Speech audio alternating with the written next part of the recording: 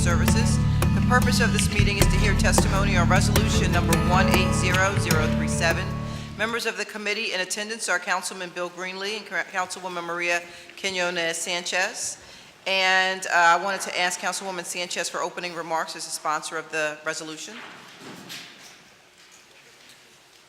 Thank you, Madam Chair. I will be brief, as I expect most of our speakers to be quite eloquent in their presentations around what has been, in many cases, tremendous work and stride by folks to grapple with what everybody, both the President and the Governor, has identified as America's crisis. I particularly want to thank the stakeholders and the community folks who've been on the ground and have done everything they can to be as supportive as they possibly can. Why the resolution and why this time? I think it's hugely important that those of us in policy positions and the community understand what, in fact, the city is doing. There's millions, if not billions of dollars invested in the opioid situation in the city. We've seen additional resources added and commitments by the Governor and the President. I think it's only fitting that at this particular time we have a public discussion, let me emphasize that, a public discussion about where your money is going, what policies do we have in place, what regulations we have in place, and what are the barriers, those created by the bureaucracy, those managed by the bureaucracy, so that we can meet people where they are and help them through this lifetime situation, and at the same time, manage the quality of life and its impact and minimizing the impact it has on residents and neighbors. I think that in all of my years in community development work, and I've been at this for a minute, 30 plus years, never have I seen such a complicated, layered situation as I see in the community. I will be unapologetic in my defense for everyone in my district, but in particularly the young people who now have, we have almost normalized what is not normal. Those of us, as we sit back and we theorize about what we should be doing, really need to pay more attention, and I have a graphic that I will be putting up. It's a photo. Andre, if you could put that up. This was sent to me recently through Instagram by one of the Shutterbugs. Shutterbug is a small group of photographers out of Stetson. It's a group that we sponsor. And it's an Instagram that he has. And Javier explains it the best. He takes a picture of trash and he talks about what happens underneath those tracks every day. The people that he wants to be sympathetic to, but at the same time feels extremely distraught at the fact that he can't walk through there, and that at night unseemly things happen there. It is because of Javier and others that we have to be focused, intentional, and much quicker at addressing this situation. The residents of Kensington in the area that both Councilman Squilla and I represent have been patient. They've rolled up their sleeves. They've cleaned streets with us. They've done everything that they can, and yet they're still at basta ya. Basta ya. There is only but so much you can take. It is sad when I sit and talk to the seniors who live at Somerset Villas who tell me, Maria, I can't even walk over to Kensington to do my daily shoppings. There's 100+ seniors who are trapped in their apartment complex over on Somerset Villas. This is not a creation of one thing, and there's definitely enough blame to go around. This is a public discussion about what we're doing, what we're not doing, what we need to do, and more importantly, how we are going to make sure that we are addressing this in a way that is balanced and fair. And sometimes you gotta look back to be able to look forward. And we gotta look at what we did, because insanity, the definition of insanity is doing the same thing and expecting a different response. And I think we have made strides, but I still think we could do more, and I still think we need to do more. And this public discussion is about the solutions and not the blaming of why we are what I consider to be a perfect storm of a lot of bad things happening in one geographic location. So I want to thank all of you from the beginning. I want us to be respectful in our disagreements, respectful in our passion. There's no one more passionate than this fierce Latina in front of you. But let me tell you that never have I felt more committed and more optimistic, because I do know that the stakeholders on the ground who've been doing this are just as committed to do this. And what I want to do here is figure out how government helps and how government stays out of the way. Thank you very much, Madam Chairwoman. Thank you, Councilwoman. I want to acknowledge Councilwoman Helen Gim has joined us, and I'm going to ask the clerk to now read the title of the resolution, and then I'd like to give remarks. Resolution number 180037, authorizing the Committee on Public Health and Human Services to hold hearings to assess the City of Philadelphia's efforts as coordinated by the Managing Director's Office and our Human Services Departments to prevent and treat abuse, addiction, and disease related to the use of opioids. Thank you very much. And I just wanted to echo Councilwoman Sanchez's comments, and just to add to those comments that, you know, this is a very difficult topic, obviously. But I really wanted to state that there are no throwaway people. And I think that sometimes that gets lost in the conversation. From the recording of your birth certificate to your death certificate, as a municipality, we have an obligation to ensure the best care and treatment for all, regardless of how they live, who they associated with, their struggles and their challenges, and how they died, all without judgment. We all need to stand with those who are dealing with substance abuse and their army of supporters. I'm so proud of Philadelphia's advocacy community, and although sometimes we may agree to disagree, it is as clear as they are loud and clear that we are all in the fight to save people's lives. There must be a degree of unity among us all, and the purpose of today's hearing is to find that point, find that spot where we can begin to address the crisis that is in front of us and address it in a way that's going to save lives. And so that being said, I'd like to ask the clerk to call the first panel to testify. Eva Gladstein, Deputy Managing Director of Health and Human Services. Tom Farley, Health Commissioner, City of Philadelphia. David Jones, Commissioner, Department of Behavioral Health and Intellectual Disability Services. Rebecca Reinhardt, City Controller. Liz Hirsch, Director, Office of Homeless Services.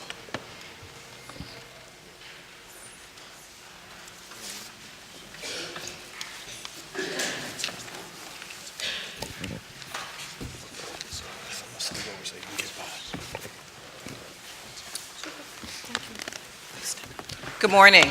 Good morning. Please state your name for the record and begin your testimony. My name is Eva Gladstein. I'm Deputy Managing Director for Health and Human Services for the City of Philadelphia. Good morning, Councilwoman Bass and other members of the committee. Thank you for the opportunity to testify today regarding Resolution number 180037 to assess the city's efforts to prevent and treat abuse, addiction, and disease related to the use of opioids. Our Cabinet of Health and Human Services consists of 5 agencies that collectively work to ensure that our city's most vulnerable citizens are healthy, safe, and supported. They are the Department of Behavioral Health and Intellectual Disability Services, the Office of Community Empowerment and Opportunity, the Office of Homeless Services, the Department of Public Health, and the Department of Human Services. I'm joined today by 3 of those agencies: Behavioral Health and Intellectual Disability Services, Homeless Services, and Public Health. I'll mention the other agencies are present in the room today, but it's just myself and those 3 agencies that are planning to testify at this point in time. Today we are going to review the scope of the opioid epidemic, how we have organized ourselves to effectively tackle the biggest public health crisis in the last century, and addressing the impact on our communities. We anticipate when the numbers are finalized, 4 times as many people will have died of drug overdoses in 2017 as compared to the number who were victims of homicide. Roughly 1,200 people will have died of overdoses during 2017. This is as compared to 907 people in 2016 and 701 people in 2015.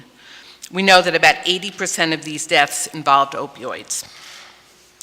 Recognizing the scope of this public health crisis, the mayor created the Mayor's Task Force to combat the opioid crisis in early 2017, a little bit over a year ago. Its charge was to develop a comprehensive and coordinated plan to reduce opioid abuse, dependence, and overdose. It had a very robust civic engagement process. It hosted listening sessions across the city to gather input from residents.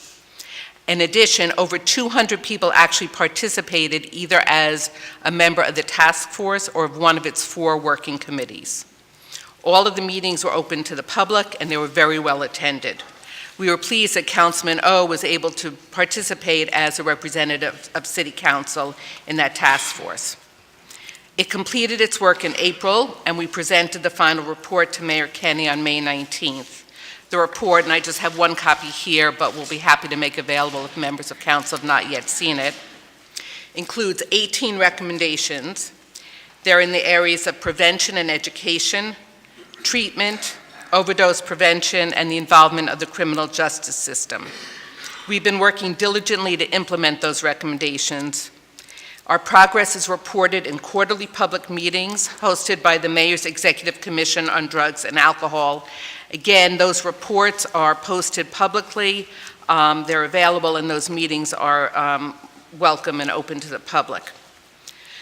We work as a cabinet, meeting regularly and integrating our services to increase our effectiveness. The Department of Public Health has taken the lead on prevention and education,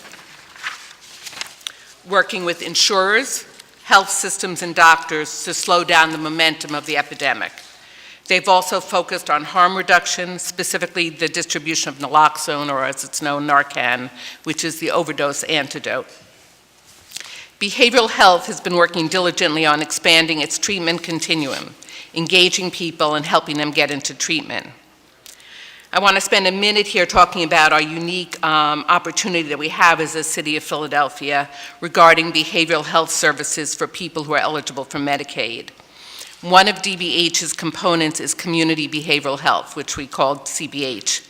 It's a nonprofit organization that was established over 20 years ago, and it is a Medicaid managed care organization for behavioral health services. It operates much the same way as managed care plans through which we all get our health coverage. The city receives an annual capitation from the state, which is an amount of money that we can pay for a service for each member covered by the plan. These are state and federal Medicaid dollars and are highly regulated by both federal and state rules. CBH is responsible for paying providers for care its members need according to those rules.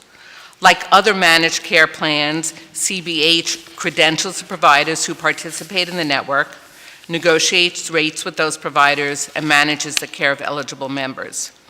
Because CBH is a nonprofit organization, it does not take a profit. Its administrative costs are 7%, and they're among the lowest of Medicaid behavioral health MCOs in the state. As a result, CBH is one of the most well-developed continuums of treatment services available to Medicaid members. We're proud of this publicly governed nonprofit managed care entity, which is an alternative to the standalone for-profit managed care companies that manage behavioral health care for Medicaid beneficiaries in other parts of the state. Our plan is especially an asset in times like this, when the epidemic requires close integration with other aspects of the city's social services and health. Under the Kenny administration, we've continued to build on this strong history and to strengthen integration with other cabinet agencies and key partners in the city. For example, last year we expanded CBH's board of directors to include Commissioners Farley and Director Liz Hirsch of the Office of Homeless Services, as well as adding the superintendent of the school district, Dr. William Haidt, and Keir Bradford Gray, who's the chief defender of the Defenders Association of Philadelphia. In our testimony today, Commissioner Farley will provide more detail on the prevention, education, and harm reduction measures we are taking to address the opioid epidemic. Commissioner Jones will describe the continuum of available treatment options, innovative programs to encourage people with substance use disorder to enter treatment, and provide more detail on how CBH ensures the quality of providers and consumer satisfaction as well. Finally, Liz Hirsch, Director of the Office of Homeless Services, will provide information on how we are addressing some of the community impacts of the opioid crisis. She will share information on low-barrier housing options and new models that are working to provide housing stability and enabling people to choose to enter treatment. I want to follow on Councilwoman Sanchez's remarks and talk a little bit about the impact the opioid epidemic has had on communities, especially in Kensington. We have convened a working group for the last several months consisting of about 4 or 5 city agencies and several external partners to develop what we're calling an encampment resolution plan. We'll be sharing the preliminary plan actually this evening with 4 of the civic associations in that neighborhood, and we'll then be sharing with several other organizations in the community. We want to receive their input and make adjustments to the plan based upon their feedback. Once that we have finished that process, which should be completed within the next week or 2, we'll share it more broadly with the general public and certainly with council offices. We've briefed council offices on the preliminary plan, but we don't want to put it out there publicly until we've been able to work with the local civic associations. I wanted to close by sharing that the mayor's budget proposal includes additional resources to address the opioid crisis. It includes funding for an additional 140 units of low-barrier housing focused on the Kensington community. Liz Hirsch will be speaking more about that. A police-assisted diversion program for low-level crimes in the East Division that will enable us to move people to services. Resources to continue to train doctors on the evidence-based medication-assisted treatment. Additional supplies of Narcan, and an alternative EMS response unit that the fire department will operate that will help connect people to treatment. And finally, resources to develop a litter cleanup program in Kensington. These additional efforts will help us continue to work towards turning the tide on this epidemic, improving the lives of Philadelphians who have been impacted by the crisis. My written testimony fails to mention that the amount that's in the 5-year plan is about $20 million for these new services, new resources. Thank you again for the opportunity to testify, and I'll be available to answer questions. Thank you for your testimony. I want to acknowledge Councilman Bobby Heenan has joined us. And if we could have the next panel state your name for the record and begin your testimony, and we'll have questions at the end of the panel. Great. Good morning, Councilwoman Bass and members of the committee. I'm Dr. Thomas Farley, Commissioner for the Department of Public Health. The opioid problem is perhaps the greatest public health crisis this city has faced in the last century.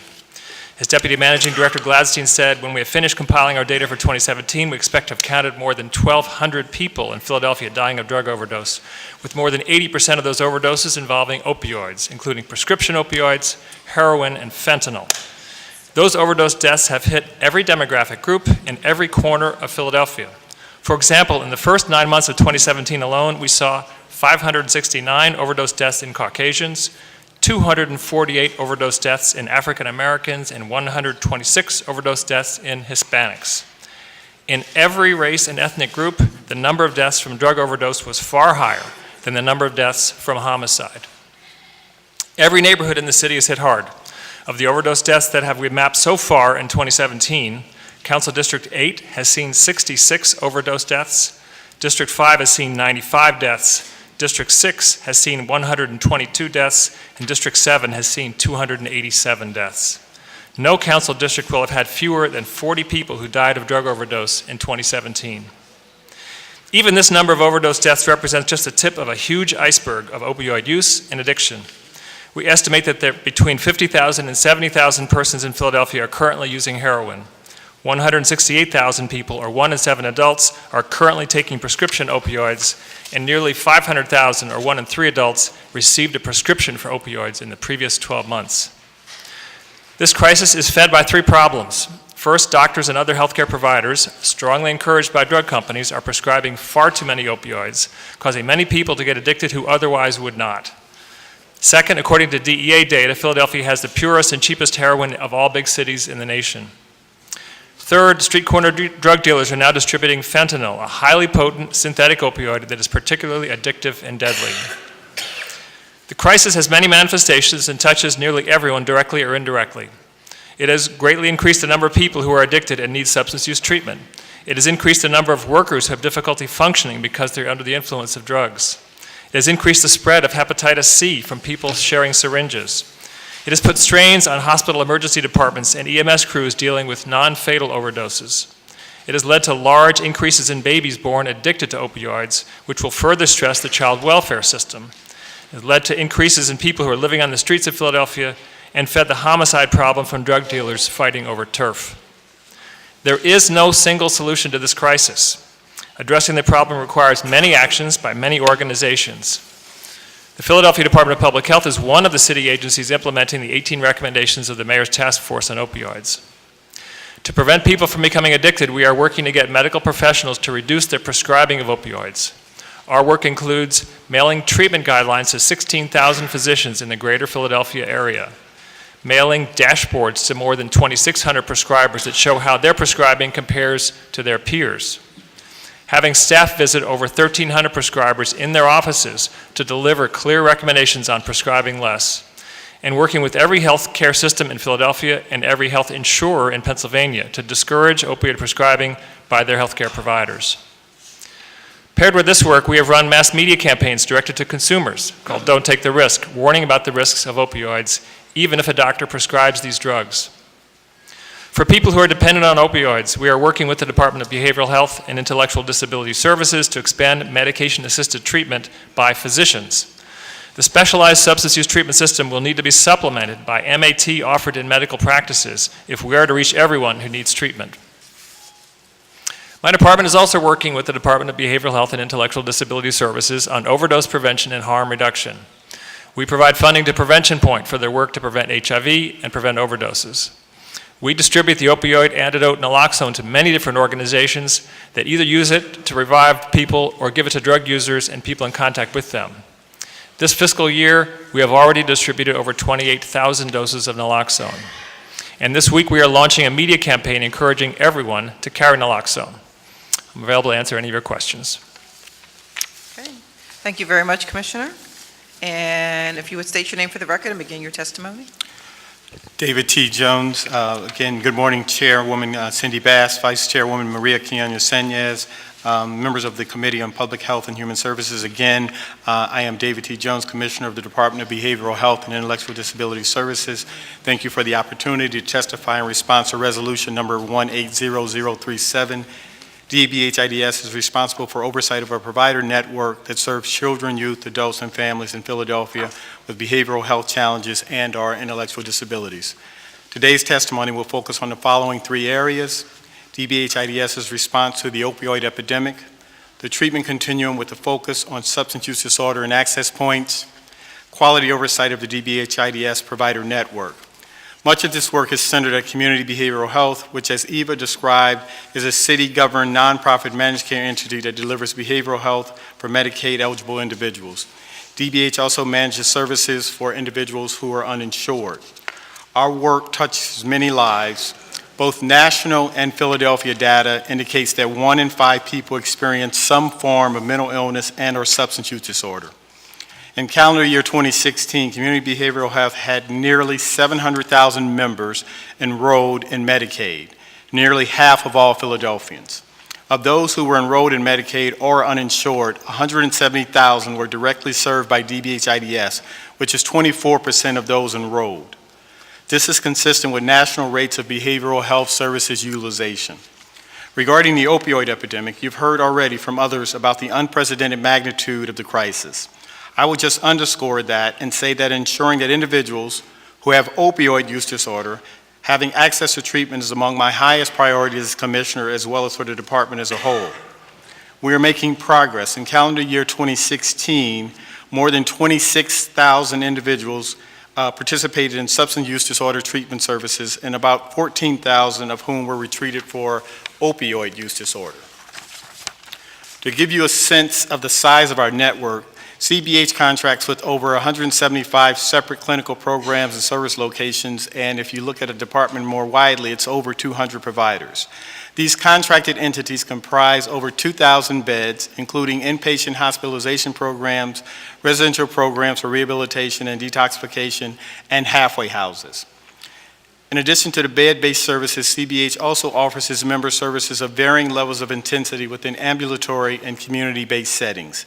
These services include outpatient and inpatient, intensive outpatient programs, partial hospitalization, and services designed to keep recipients in community settings such as case management and peer specialist services. Our efforts to address the epidemic are centered around making sure treatment is accessible and removing any barriers that keep it from being so, and making sure treatment is of high quality and effective. I will talk in a moment about our general quality efforts, but in the area of opioid use disorder, as you've heard, the most effective treatment is medication-assisted treatment. MAT is the use of medications such as methadone, buprenorphine, or Vivitrol in combination with counseling and behavioral therapies. Research has demonstrated that MAT is twice as effective as other types of treatment for opioid use disorder. So much of our work is focused on increasing the availability and use of MAT in Philadelphia at all levels of care. Some of our work to increase access involves bringing resources to where folks are. For example, through our coordinated response by facilitating addiction treatment, we've increased the number of days a week we are offering on-site assessment at Prevention Point Philadelphia, as well as providing a mobile medical vehicle to take services to individuals in need of treatment. We also have added funds to a program that helps individuals to obtain identification cards for treatment services. In coordination with our community partners that include, again, Prevention Point, Project Home, and One Day at a Time, we've expanded outreach efforts to engage individuals and connect them to services, supports, and treatments in the Kensington-Fair Hill area. We've begun a warm handoff program at Temple Episcopal Emergency Room and Crisis Response Center so that individuals who present after overdose or for other health needs can be connected to treatment. The program, which uses certified recovery specialists, served 125 individuals in the month of January, resulting in 78 coordinated referrals to treatment. While thanks to Medicaid expansion, many more individuals are eligible for CBH services, there are some individuals who are not insured, and we've streamlined our access to same-day services for those who are uninsured. We also are increasing access by scaling up treatment providers' capacity. For example, we've added a partial hospitalization program, and we've again expanded medication-assisted treatment at Kensington from 160 to 300 slots to serve individuals with substance use or significant co-occurring challenges. This year, we've also increased availability of buprenorphine by about tenfold from approximately 100 slots to more than 1,000 slots. To be consistent with national best practices and to move away from standalone detox, which has been shown to be less effective, we're working to embed withdrawal management, including medication-assisted treatment to help manage withdrawal management symptoms across all levels of care, working towards the goal of having all providers offer the service. Withdrawal management is currently being offered in the community through several providers, including PHMC Pathways to Recovery, Northwest Human Services, and Wedge Recovery Centers. Recognizing the importance of stable housing to recovery, we've expanded the use of 17 DBH-funded recovery houses from 300 to 333 beds and added a 7th site to our Journey of Hope housing program, which increased capacity to 128 beds. We've also extended hours of some residential programs to take individuals after 5 p.m. and during the weekends. We are also supporting 8 newly funded substance use disorder early intervention programs to provide individual, group, and family therapy. At the same time, we are working in concert with the Health Department and other city and community partners to reduce fatal overdoses and save lives. Last year, DBH-IDS Narcan Training Series trained more than 700 individuals to administer Narcan and distributed 265 Narcan kits to individuals trained. This year, we hope to train an additional 700 individuals. Our trainings are open to all city department employees, peers, family members, provider agencies, stakeholders, and the public. We also plan to distribute more than 16,000 doses of naloxone to partners this year. Now we'll talk about how we ensure that individuals, that our services that are high quality and providers are following the state and federal rules that apply to Medicaid. Like any managed care plan, CBH has an extensive structure in place to monitor providers' adherence to programmatic and contractual obligations. The Network Improvement and Accountability Collaborative Division at DBH is responsible for monitoring and reviewing all providers. The Quality Management Division serves as a hub for assessing significant incidents, quality of care concerns, and complaints and grievances for the purposes of problem solving, training and case analysis, and to develop safeguards to prevent future occurrences. Additionally, there is a Compliance Division, which assists in facilitating adherence to applicable federal and state regulations governing the Medicaid program, as well as CBH policies and procedures. Finally, the Consumer Satisfaction Team, which was created in 1990, was the first organization of its kind in the country, staffed entirely by recipients of behavioral health services and family members. CST goal is to ascertain whether members and/or family members are satisfied with the services. We have provided an overview of the department's response to the opioid epidemic, provided information about accessing treatment, in particular for substance use disorder, and shared components of our oversight process. I'm appreciative for the opportunity to testify today. If you have questions, I will answer them now. Thank you very much for your testimony. And would you state your name for the record and begin your testimony? Yep. Good morning, Councilwoman Bass and other members of the committee. My name is Liz Hirsch, and I'm the director of the city's Office of Homeless Services. Thank you for the opportunity to testify today. Using the Kensington Count Plans as the basis, the Office of Homeless Services established a 23-bed respite with prevention point last winter. Based on its high utilization, we then expanded it to 40 beds this winter. In its first year of operation, Prevention Point's respite served 160 people, of whom 40% entered treatment or got permanent housing. This is a tremendous success. Our method has been to listen to the people on the ground closest to the problem and support their efforts in addressing it to the best of our ability. Similarly, we added 15 dedicated beds to the 60 already being provided by Pathways to Housing, the first in the nation street-to-home program for people with opioid use disorder. To date, they have a 100% housing retention rate, and half have entered treatment or are practicing abstinence. Again, a remarkable success rate and an approach we plan to expand on in the next fiscal year if the dollars proposed by the mayor are made available. Despite this expansion of investments, the growth of homeless encampments driven by the opioid crisis is plaguing Kensington. It's a humanitarian crisis that presents a health and safety threat not only to the people living there, but to the neighbors who live nearby. We must acknowledge this reality. On January, in our point-in-time count, we found that the number of people experiencing street homelessness in Kensington, and that's defined as zip codes 19133, 25, and 34, had actually gone down from 227 to 210. Yet Kensington has the second highest concentration of homeless people in the city after Center City. The homeless encampments in the Kensington area, specifically under the tunnels north of Lehigh Avenue on Tulip, Kensington, Frankfurt, and Emerald Streets, have an estimated population of 200 people. Encampments are a national and growing problem. The National Center on Homelessness and Poverty found a 1,342% increase 1,342% increase in the number of homeless encampments from 19 in 2007 to a high of 274 in 2016, the last full year of data. It's a national crisis. And yet the new budget proposed by the White House slashes all forms of evidence-based housing assistance, leaving communities like Philadelphia on our own.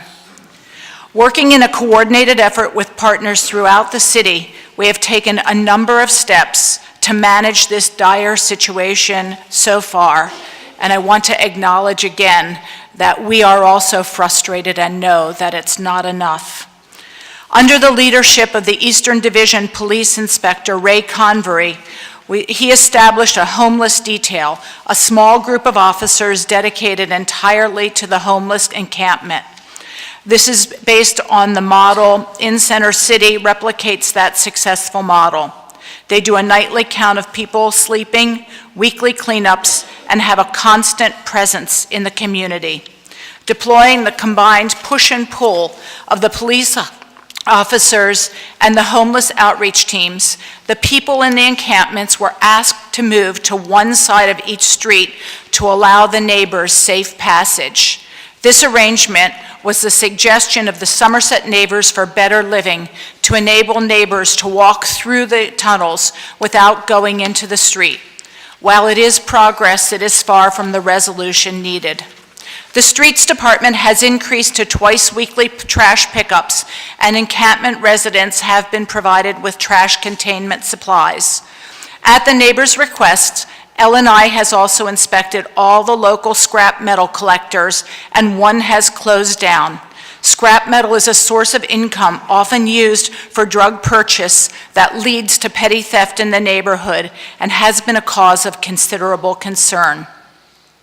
The Office of Community Engagement, under the direction of Joanna Otero Cruz, in coordination with the police, has distributed kits to neighbors that include sharps containers, grabbers, no trespassing signs, and blue light bulbs to empower residents to take back their streets by containing and minimizing the harm of needles on the street and discouraging intravenous drug use in front of houses.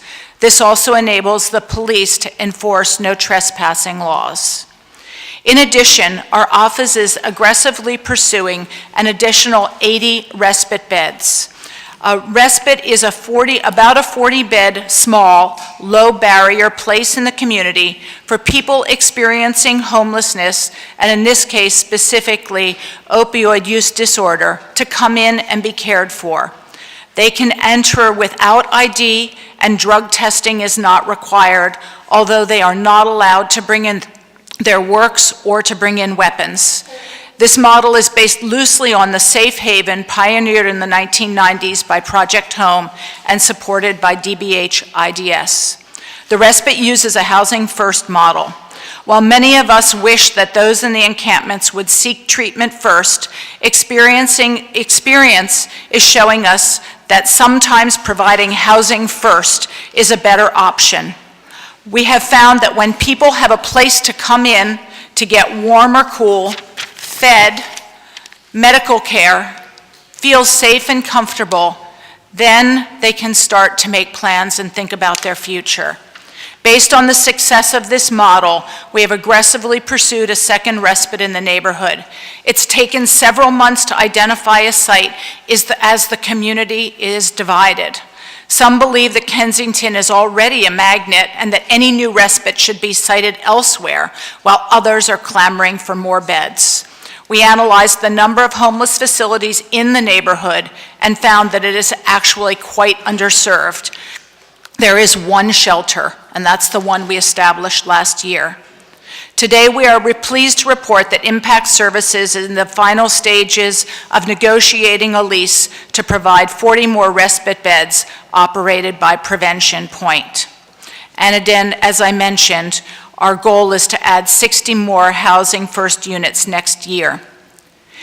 Now, I'd like to talk a little bit specifically about encampments, because this is a new problem and encampments need a new strategy. The Office of Homeless Services has researched other cities to try to better understand how better to address the problem. San Francisco is the model that looks most promising. They have over 1,000 tents on the streets of San Francisco. They have deployed what they call an encampment resolution team. It's a multidisciplinary team that engages and then helps resolve the homelessness of the residents. They use what I will simplistically refer to as a carrot and stick approach. They first develop a by-name list of people in the encampment and assess what they need, and they do this systematically. They begin the resolution process of helping people who can go home, and if they want treatment, to help them get access, to get ID or entry into a respite, which they call a navigation center. They go so far, in some cases, as to begin medication-assisted treatment on the street, and have found that with medications like Suboxone, that some people are able to think more clearly about their lives and make better choices. And as David Jones already said, there's mobile services and that would be able to deploy a range of these, mobile teams that would be able to deploy a range of these services.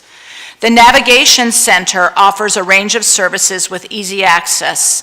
It also offers beds for people finding, as we have, that a good night's sleep, meals, safety, stability, and care enables better problem solving.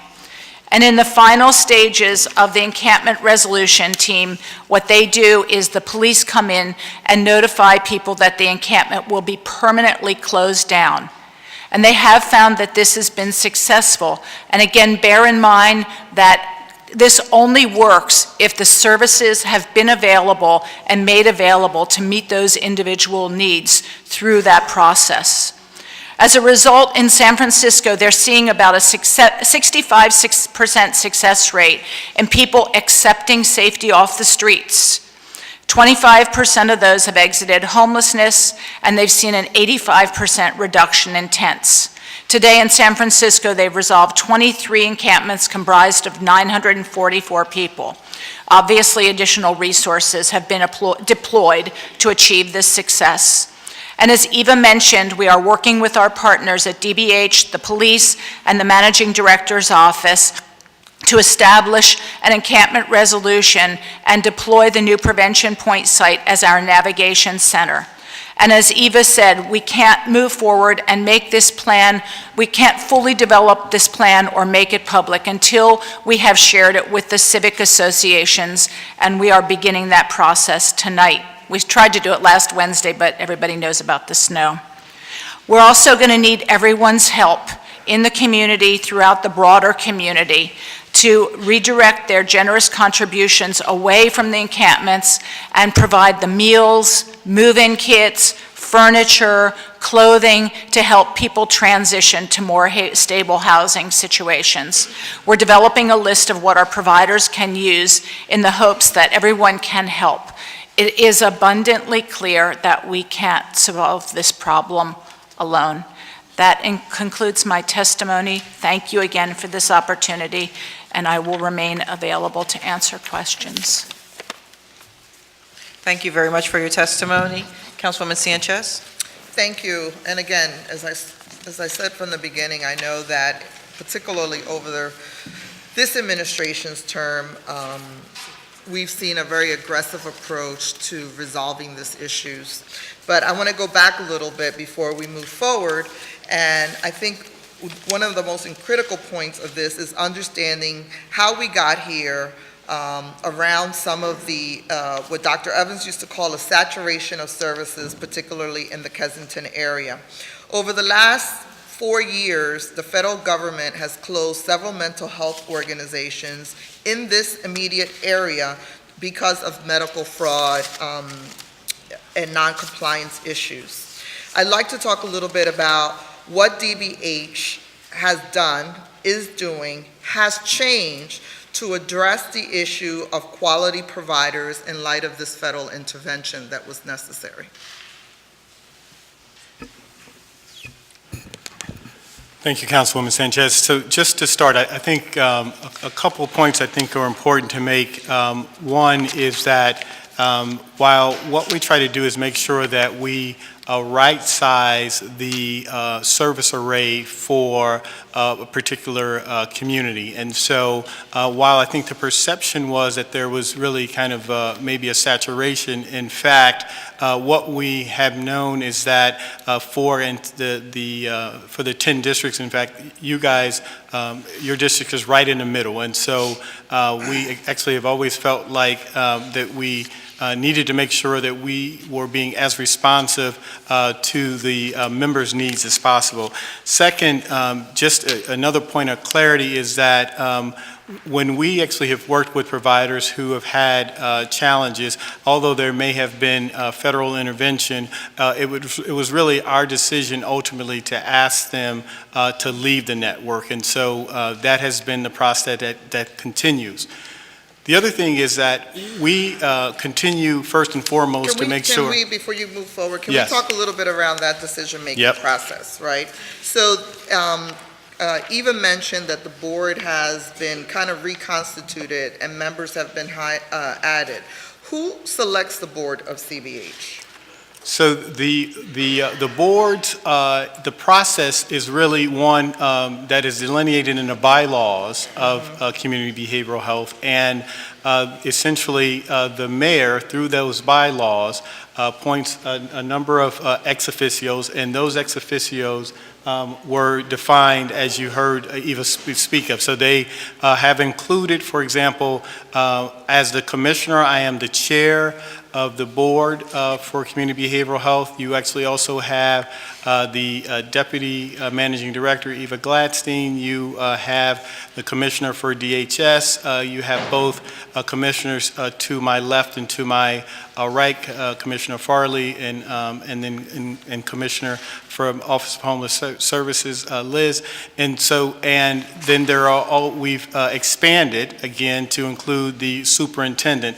And so what we do, there's a process where based upon, again, bylaws, and then based upon as we see the health plan evolving, making sure that we have the proper expertise on it to make, again, to inform and provide the oversight for the committee. Doesn't the bylaws require there be community participation also on the board? And included are actually family members, as well as there's a person with lived experience. And so the bylaws do require that, and we've accommodated that.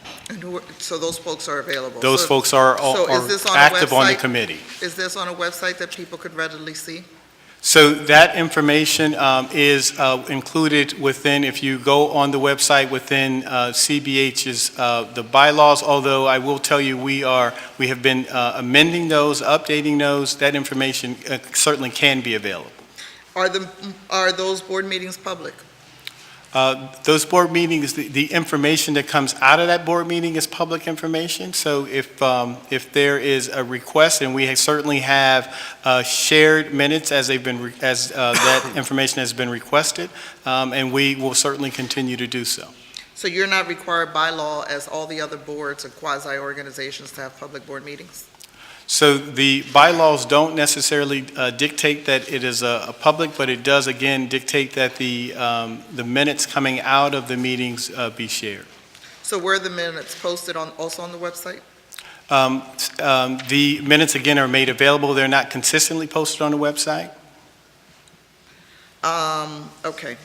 So let's talk a little bit around the quality of the providers and ratings. I know that you, particularly over the last couple of years, we've talked about, similar to what has been done at DHS, creating some sort of matrix so people know who's in the system. And you worked I think in April of 2017, you submitted to my office a list of the providers.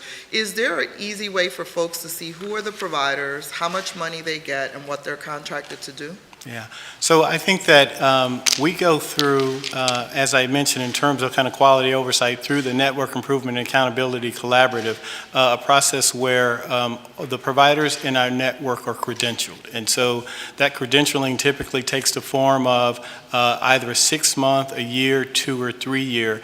That information is certainly available in terms of who the agencies are that are in our network, so we have that information in terms of the broad network. It also indicates typically the type of services that they provide.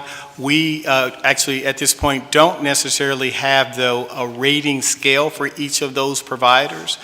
We actually have gone through the credentialing process, and that has been the way that members have been informed. So what is the reluctance to put this up and make it available publicly? I think if I'm a resident of any city.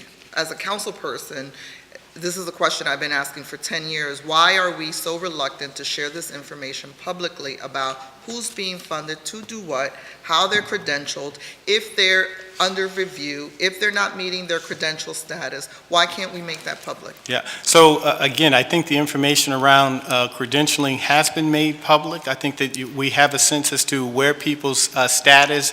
Where is it made public if it's not easily available? If I'm a potential patient, one of the qualifying Medicaid folks, where do I go that I see who's a provider that specializes in what I may feel is what's wrong with me, and what kind of provider they are? Yeah, so I have two responses. One is that, so for any of the members whom are looking for information, so we actually have a 1-888-545-2600 line number that you can contact as a member at any point in time and both request services and ask for information about a provider. So that information is available and has been out.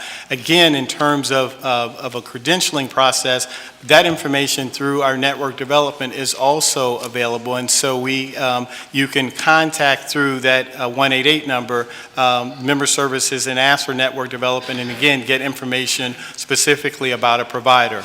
We have really focused much more on making sure that members have an understanding around choice, and that that choice includes the requisite kind of cultural and linguistic needs and array to then be able to accommodate their needs. So that has really been mostly our focus. So you're not opposed to making this more readily available, you just are not there yet?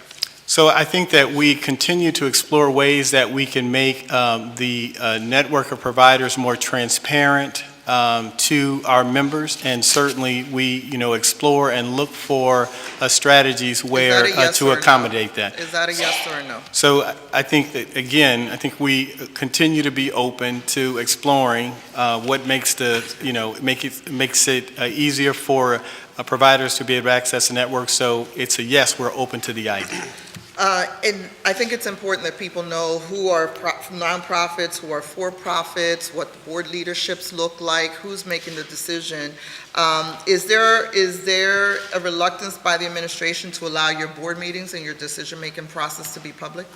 So I think that that as it pertains to nonprofit and for-profits, that information actually, we typically share that through our minority, women, and disabled-owned business enterprise information that is updated annually. And so certainly, I think that information is available. And then I think that the board is likely certainly receptive to the idea of making board meetings more public. I think it's important, again, when you look, I think one of the challenges we have with all of these service providers, and I can go back, I think it was 5 years ago when I made a request during the budget time to request that we look at where these places are cited, because I think people should know who needs the service, right, and where the service is being provided. I'm a strong proponent. I mean, I've been called the methadone queen because I have supported the expansion and the placement. I'm not the NIMBY person. But I think one of the problems is that people don't make a distinction between one type of service and another.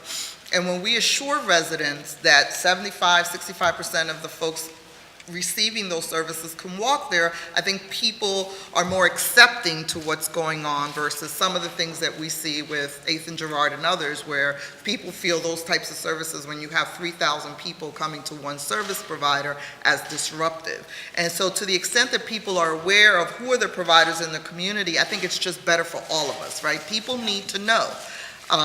And I'll give you an example. There are about 10 providers in the data that you provided me. There are about 10 providers with budgets of over $100 million within a walking distance of these encampments. If I'm a resident of this community, I want to know, why is my quality of life being disrupted when I have $100 million in service providers in this area? And part of the reason is providers do different things, right?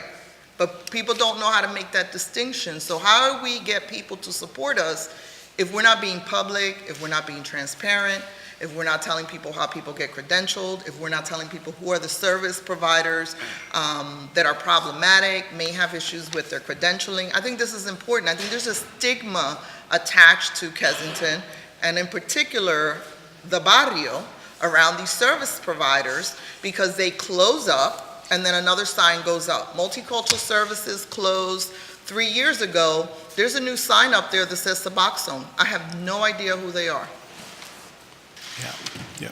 Right? And so I have to answer to residents, and I don't know how to navigate your website to figure all of that out. I think we need to improve how we inform people who is providing what service. How much, and I wanted to ask you one more thing. You mentioned, I think the other thing that I want to make clear is, and again, I think your testimony, Mr. Jones, you talked a lot about a lot of things that are going on, but the fact of the matter is a lot of this recently just started. I want to be clear that it's mostly been under your leadership. This is not something that's been going on forever, some of the service providers, but I want to draw in particular to this. We are also supporting 8 newly funded substance abuse disorder early intervention programs. Who was that service RFP'd? What's the criteria? Yep. Where are these places going to be cited? Yep.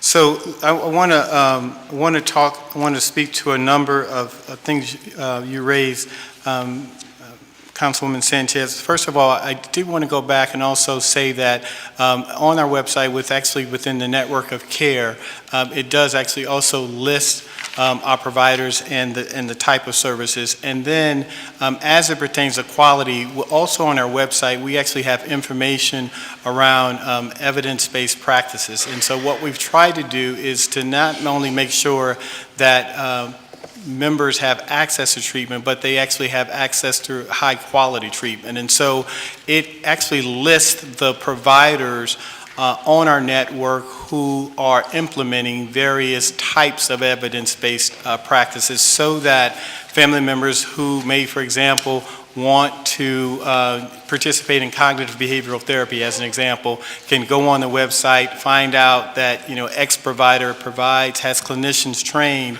in cognitive behavioral therapy, and as more making an informed choice, have that be where they decide to go and seek treatment. So I wanted to be real clear about that. The other issue is that as we are talking about stigma, which I think you're absolutely right about, it's always an ongoing concern. I think where we also have to be careful about is, and candidly, I will be candid, I think that there is, the council is very committed to addressing this issue, but sometimes even the way these hearings are conducted is a bit stigmatizing, in that, so we'll have a hearing about mental illness, we'll have a hearing about addictions, but we won't necessarily talk about diabetes, asthma, heart diseases, which also are health conditions that have an impact on the community. And so the fact that we have these hearings, and again, we should certainly make sure that David Jones, as the Commissioner for the Department of Behavioral Health and Intellectual Disability Services, is doing everything I can to make sure that folks have access to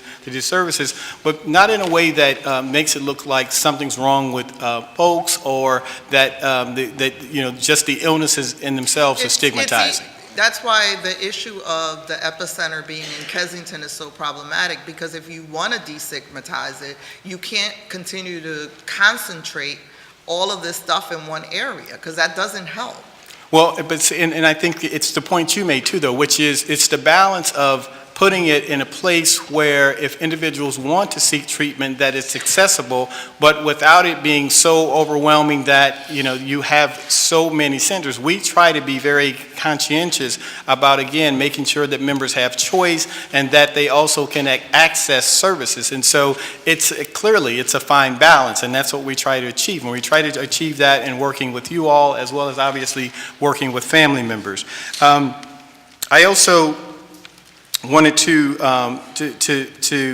just underscore the point around us being, as a department, really receptive to figuring out what the needs are. And some of this, and I appreciate you indicating that some of this has started recently, and then some of it actually has been ongoing. I will say that I think that the Department of Behavioral Health and Intellectual Disability Services has a pretty comprehensive network of services. I think that the way we're structured in terms of community behavioral health being a part of our department, I think you heard Eva mention the idea that there is only about a 7% administrative kind of expenditure.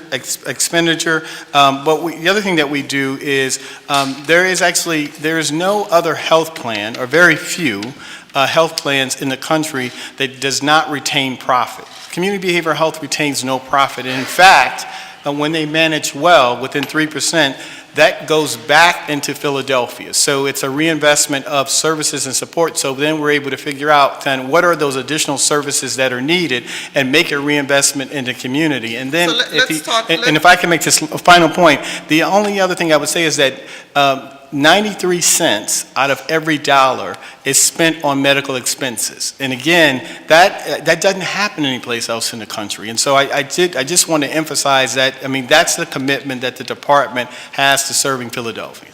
So let's, and I don't want to monopolize the time, although I could.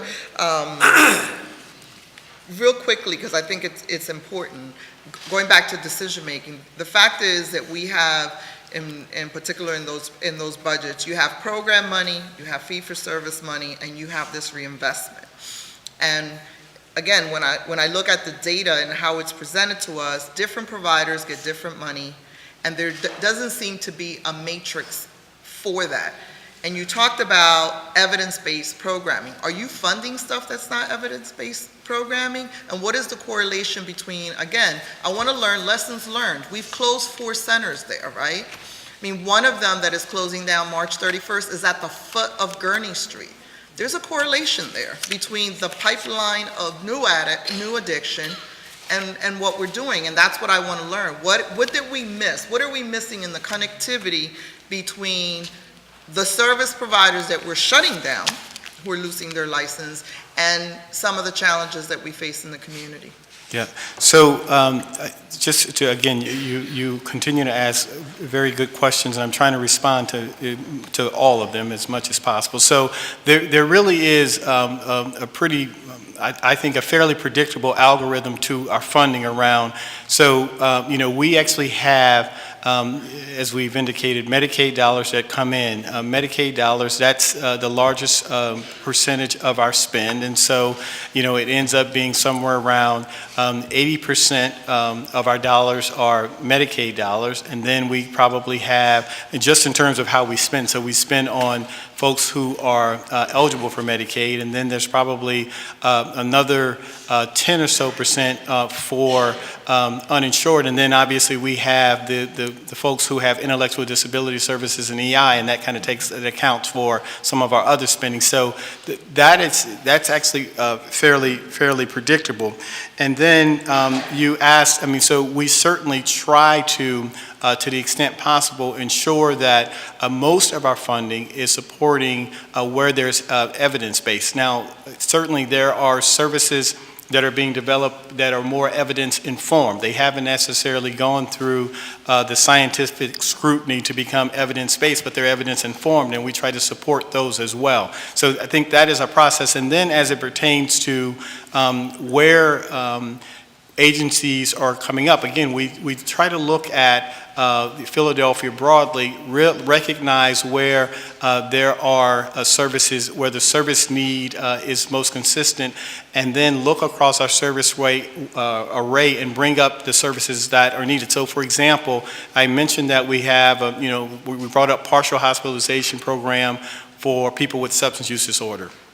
That had been a service that had not been in our array, and it had been sorely needed. We also brought up partial hospitalization for children because we recognized that there was a need there. And so I think we are constantly both listening to what the community is saying. We are looking at our array in terms of the service array, and then we are looking at trying to kind of match those against where services need to be developed and brought up, and that's kind of how we go through. And it typically all goes through, as you all requested probably some 6 years back or so, a procurement process. So most of the vast majority of the services that are coming up, we bring in via a procurement process. So this is my last question, I'm gonna lead it all. I'm even looking at even lower hanging fruit at that.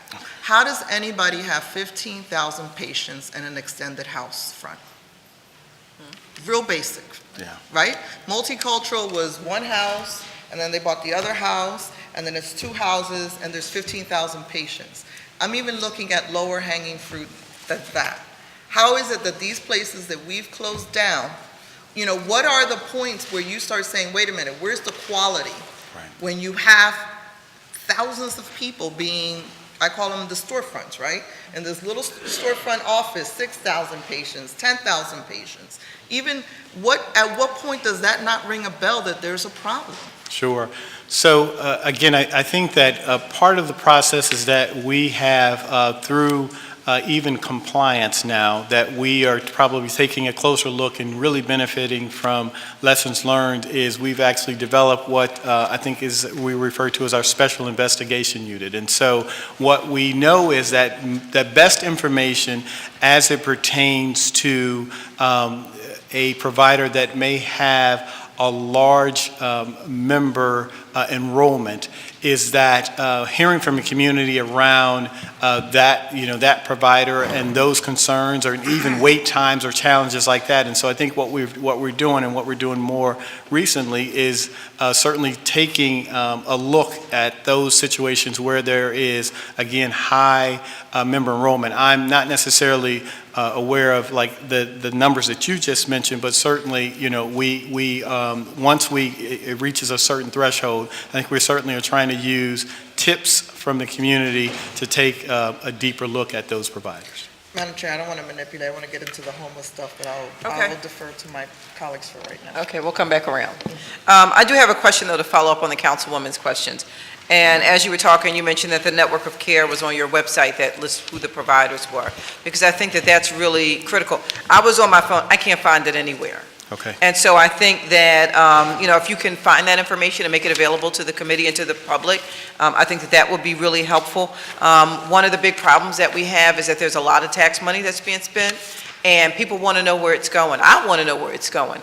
And so we can't get the programs that we want, the quality programs, and expand those programs if we have providers who are really bad actors, really perpetrating a fraud, acting like they're out here to help folks, but they're really interested in the dollars. That's what they're really interested in. And so we need to distinguish who those folks are and call them out and pay particular attention, as the Councilwoman was saying earlier, because we need to also know what kind of work they're doing, how many patients, what the patient size, what the caseload is, and also what kind of work is done in terms of a coordination of efforts among them in the same neighborhood. And so these are all things that, we'd like to have more information about. And so with that being said, Councilman Heenan, followed by Councilwoman Gim, and then Councilman Squilla and Jones. Thank you, Madam Chair, and good morning, and I think it's going to be a long hearing, but I do want to speak about your one comment on the stigma of these hearings and the stigma of these conversations. I think it's important that we do have these hearings, and I think it's important that we really dig down to the information, who is credible and who is not credible, who has issues as a quality care provider, all right, with the department. I think that is, the public should know, and I think we should know as members who represent people, because we're out in the front lines just as you are, and we are in a crisis mode, and we are trying to confront it, not as as somebody that is in the industry, right, but somebody who cares about people, who is out there trying. I've gone to pharmacies in my district. I went to every single pharmacy in my district and asked them if they were made aware, in conjunction with the health department, by the way, so thank you. And prevention point. Are they aware that the standing order, that there's a prescription from the Pennsylvania Surgeon General that anybody can walk into any pharmacy and purchase, whether it's insurance or privately, naloxone, all right? And what are they doing to promote it? All right? What are we doing in our community groups to counter the stigma of somebody who's addicted to drugs or alcohol? And you know, we're doing it. I know I'm doing it, and I know other members are doing it, and I'm ready to talk about it publicly so we can, I mean, this is 2018, not 1918, where you just used to lock up people, all right, and co-mix, all right, and co-mingle the populations who had substance abuse, drug abuse, and mental disorders. I don't think that works. I don't think there's evidence base on that, and but that's not in my purview, and I don't claim to know what the best way to treat that. But, you know, the commingling of, I think, population is somewhat of an issue. You were talking about tips in the community, and I'll get into that in a minute. Question is, how do you determine who and who will not provide critical detox and any other level of care of services? Yeah. So a couple comments, Councilman Heenan. Just wanted to, underscore your point around. We also think it's critically important that for, in particular, individuals who are suffering from the disease of addiction, that treatment is the course of action, certainly as opposed to incarceration or being locked up. So we absolutely share that, and I think that it's also important to remind everyone that the state certainly does the licensing of agencies. We work very closely, and part of what we're trying to do is, as I mentioned earlier, around medication-assisted treatment and evidence-based practices. We recognize that there are several pathways of recovery, and we want to make sure that that people have broad access to those various pathways of recovery. What we have found is that if medication-assisted treatment is one of the pathways and the therapies that are associated, again, in terms of the outcomes are much better. What we've also found at times is that if you're just looking at, for example, detoxification alone, what happens is an individual would go into detox, but in fact becomes at increased risk for overdose coming out of that. And so what we're trying to do is, again, as much as possible, work with our broad provider network to make sure that they have the information that they need to then serve Philadelphians and meet their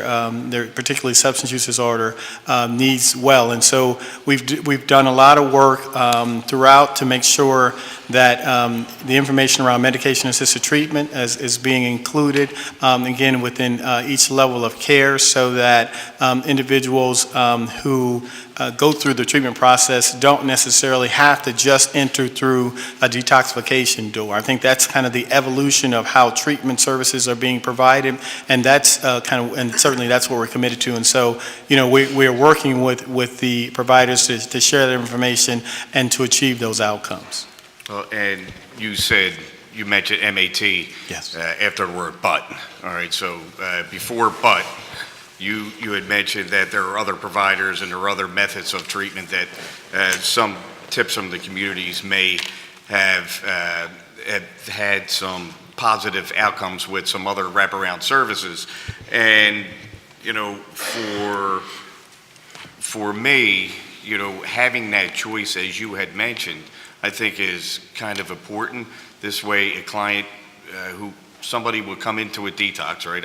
I would imagine if somebody who was on heroin or opioid addiction would come into a detox, they go through a 5 to 7 day detox, and then they either go to an in-care facility, whether it's MAT or, right, but there are other methods of trying to rehabilitate yourself from this insidious diseases. All right, but let's just say they go drug-free, all right, for X amount of days, whatever the level of cares are. I think there's step-down levels, right, like a 3B and a 2B. And then when they want to have aftercare, after that, they've been drug-free, they automatically, if they want to have CVH's involvement, they have to automatically go with MAT assistance after they've been drug-free. Is that somewhere in the process? I mean, this is tips, I'm just going off of tips from the community. Sure. And some other good quality, evidence-based, I think, outcomes that the combined services have really cut down on a lot of relapse in some of our communities. Yeah. So what I'll say is ultimately an individual has choice in their kind of recovery process, and so so it's not a absolute that you come through any level of care and you have to participate in drug-free or you have to participate in medication-assisted treatment. I think it's really driven largely by that individual and their work with their treatment team. Again, what we are saying is that overall, again, based upon what the science is saying, is that individuals who with opioid use disorder specifically who participate in medication-assisted treatment, the outcomes are much better. Again, we still recognize that there are many roads to recovery and want to give that flexibility.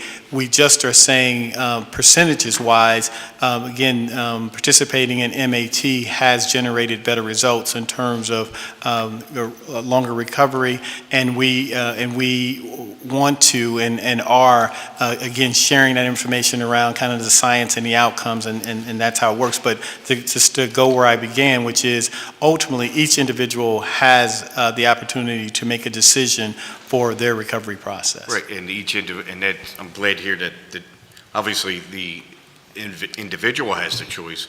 But would they have the choice with the Department of Health, with CVH? Would they have that choice for their care of treatment, substance abuse treatment?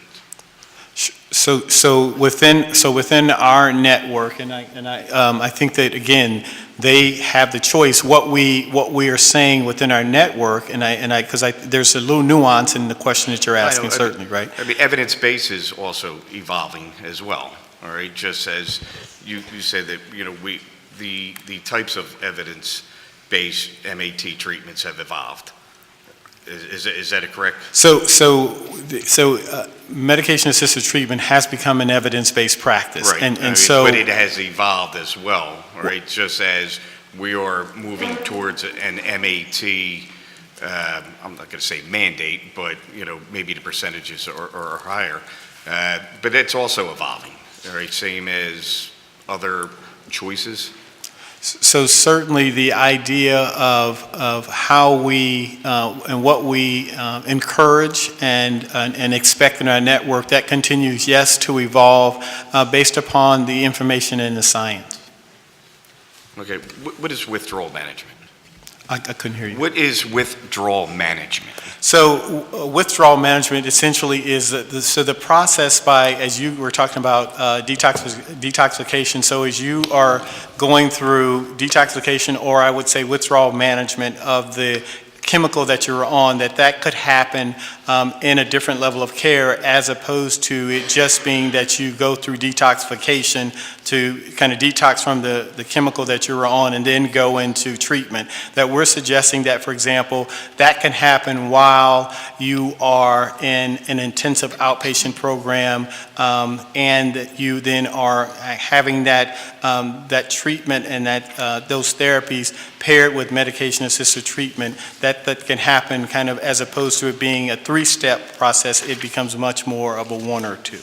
All right, and is it automatically paired with a MAT treatment, or does the client have the choice of going drug-free? So primarily, again, we are encouraging that MAT be the pathway. Ultimately, again, each individual still has some choice. So my last question, and I'll yield to my colleagues, because I'm sure there's a lot of good questions. And I think, for the record, right, nobody's proclaiming to know how to treat people, all right? Just that, there are some neighborhood tips in the communities and neighborhood services that have been a part of the system that work, right? And so there are some choices. The question is the coverage, Philadelphia residents versus non-Philadelphia residents. I had my understanding that there are some facilities that have been offering some of the substance abuse services in the city. They may not receive financial support from the city, but out-of-county patients and clients are welcome to be in their facility, and then they get reimbursed for that. Is that, in fact, a challenge that we have, or is there something that we need to address to make sure that anybody who wants to go anywhere for substance abuse or opioid addictions, making sure that the quality provider is reimbursed? Yeah, so two responses. One, we actually, I think in terms of the provider network, we have a fairly robust provider network in Philadelphia.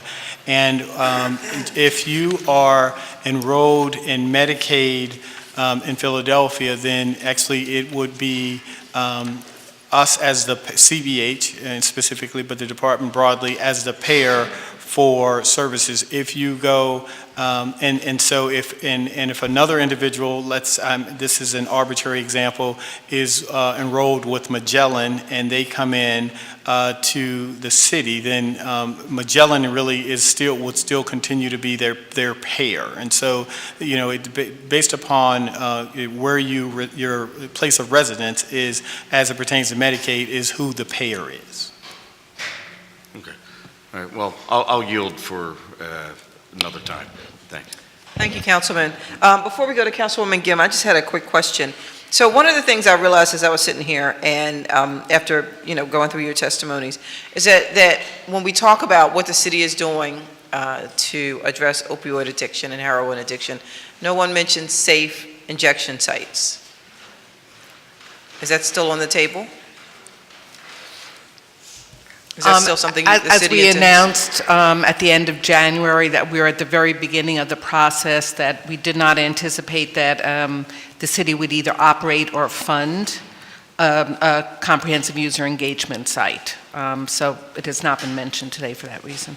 Okay. So would the city be, so we're not operating and we're not funding. So what role would the city play in safe injection sites? Because one of the concerns that I have is in terms of liability from the city for pregnant users, for, someone who drives up into a site and then, uses and then drives off, or, underage minors, all of which, can and does happen every single day in the city of Philadelphia. But what is the city's role, would the city's role be in safe injection sites?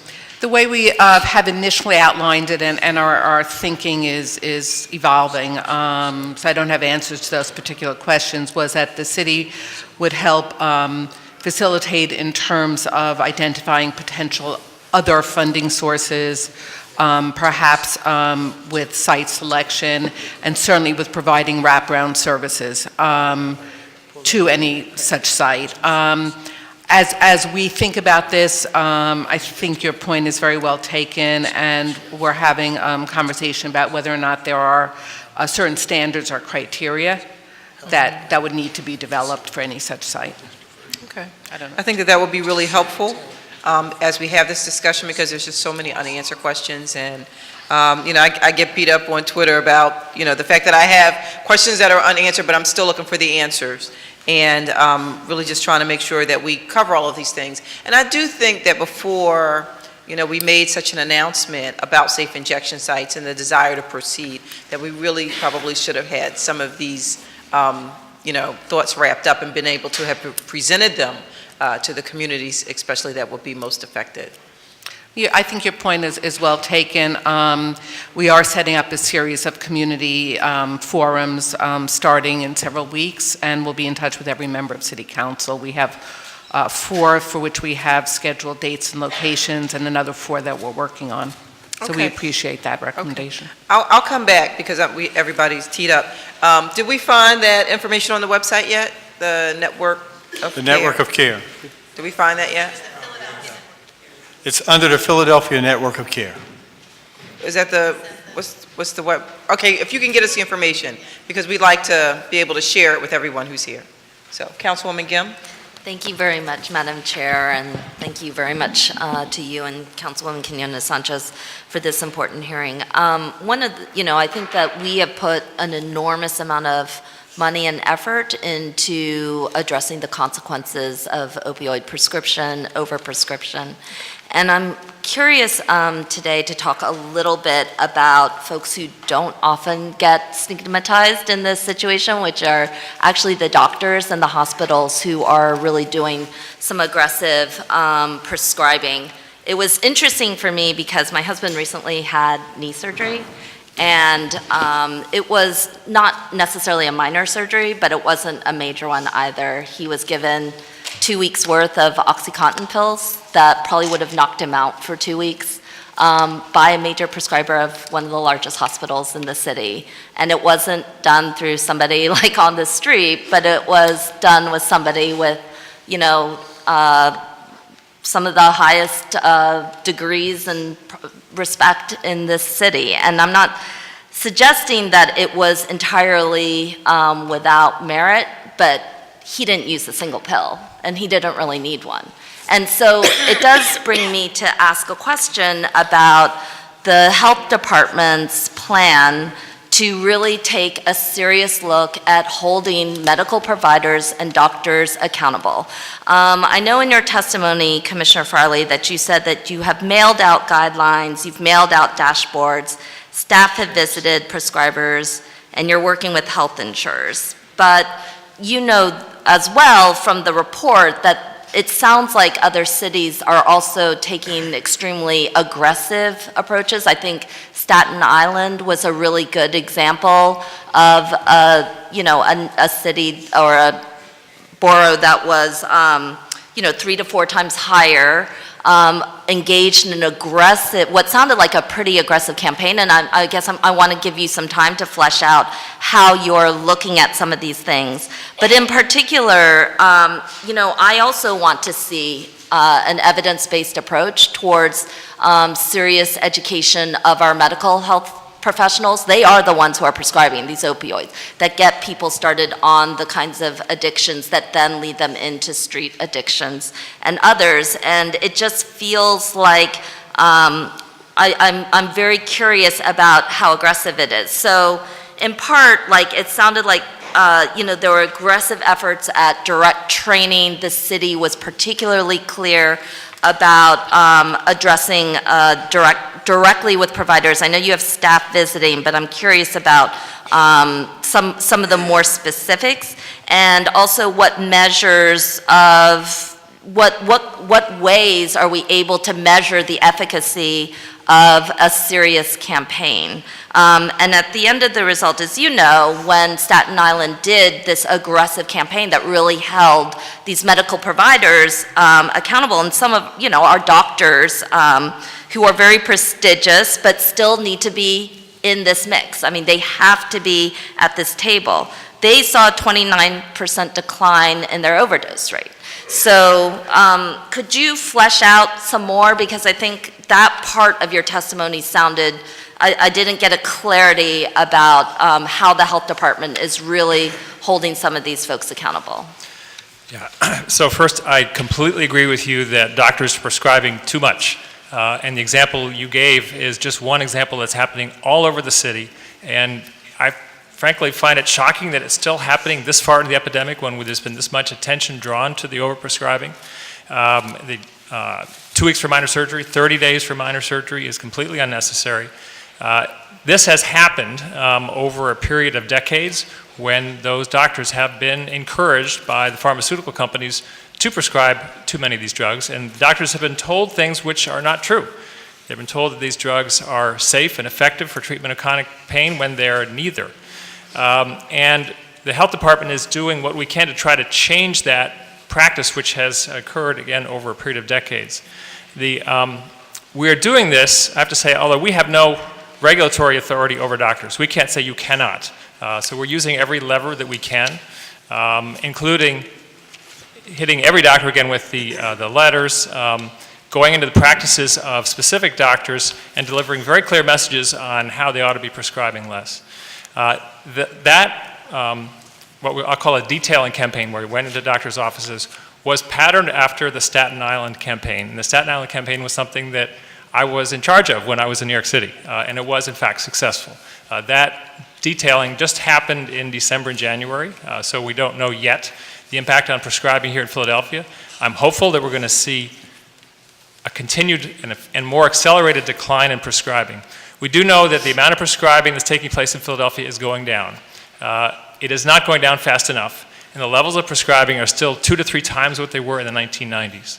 So besides this, I'll say aggressive education of physicians, a stronger step, which is something we are a strong proponent of, is to have health systems or health insurers put rules in place that actually make it a lot harder for physicians to prescribe inappropriately. For example, have an insurance company not reimburse for a prescription for 14 days after minor surgery when that is not indicated. We have strongly encouraged insurers to do that. Blue Cross Blue Shield has a policy in place. The other Medicaid insurance plans in the city are putting in place policies that are not quite as strong, and we are hopeful to have policies in place for every insurer in the state, and sometime in the next 6 months to a year, but that is happening through our encouragement, not that we have any legal authorities to do that. Yeah, I mean, one of the reasons why I think medical providers perhaps don't feel so much is that there's not as much focus on them. There's like a tremendous amount of stigmatization of communities, of the people who are using, of everything else, but the light of accountability doesn't feel like it's shown on our medical community as well. I'm curious about, I mean, I understand the one-on-one kind of engagement. I think that that's highly individualized and also extremely private. It sounded like some of the work that's been done in other places have tried to bring more accountability in a much more public fashion. So for example, a public convening of a table of some of these folks is also particularly another way to recognize that this is not just going to be a bunch of mail that you're going to receive or private visits, but the city's actually going to convene these tables, is actually going to tell people specifically these are the guidelines, so that it echoes not only to that individual doctor and those medical providers, but it also echoes out to other people. I think that there's been a lot of publicity about the responsibility and onus on individuals, how communities have to handle it, how this city has to pick up millions and millions of dollars to respond to it, and very, very little on the flip end to say, hey, doctors in the lab coats, who are prescribing these things, where are you in this accountability scheme? So is there like some sense about how to make it more public in terms of, it's not so much like bringing them here, but actually the city convening that public table of accountability and saying, these are the guidelines. We cannot force you, but we are exerting our public leverage to demand that these things change, and we're counting the numbers to see whether it is changing. I'm not quite sure what sort of process you're talking about, but again, we're using every lever that we can find. If you have suggestions and other levers that we can use, I would be happy to hear them, because I agree this is what is feeding the problem. This is what probably started 20 years ago that is ending up with people homeless in Kensington, and we're going to need to change those practices.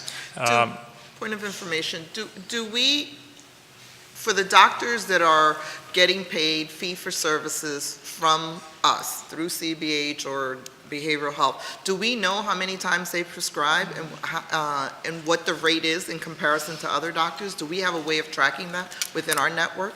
So CBH has data on Medicaid prescriptions, so that would not be the entire practice of a physician who may have. But even in that, are we looking at those patterns and seeing if there's? Yes, and we know that doctors are overprescribing. So we continue to pay them, even though we know doctors are practicing and overprescribing within our network?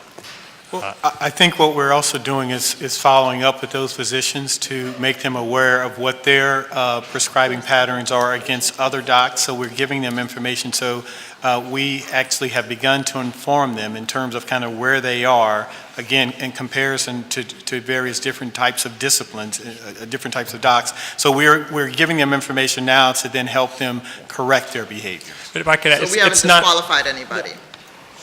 it's not the CBH is paying them. These doctors are prescribing opioids for pain, and they're being reimbursed by the other the physical MCOs. Right. Which is why we don't have a bigger sense of who it is, because that's not our oversight purview, the state.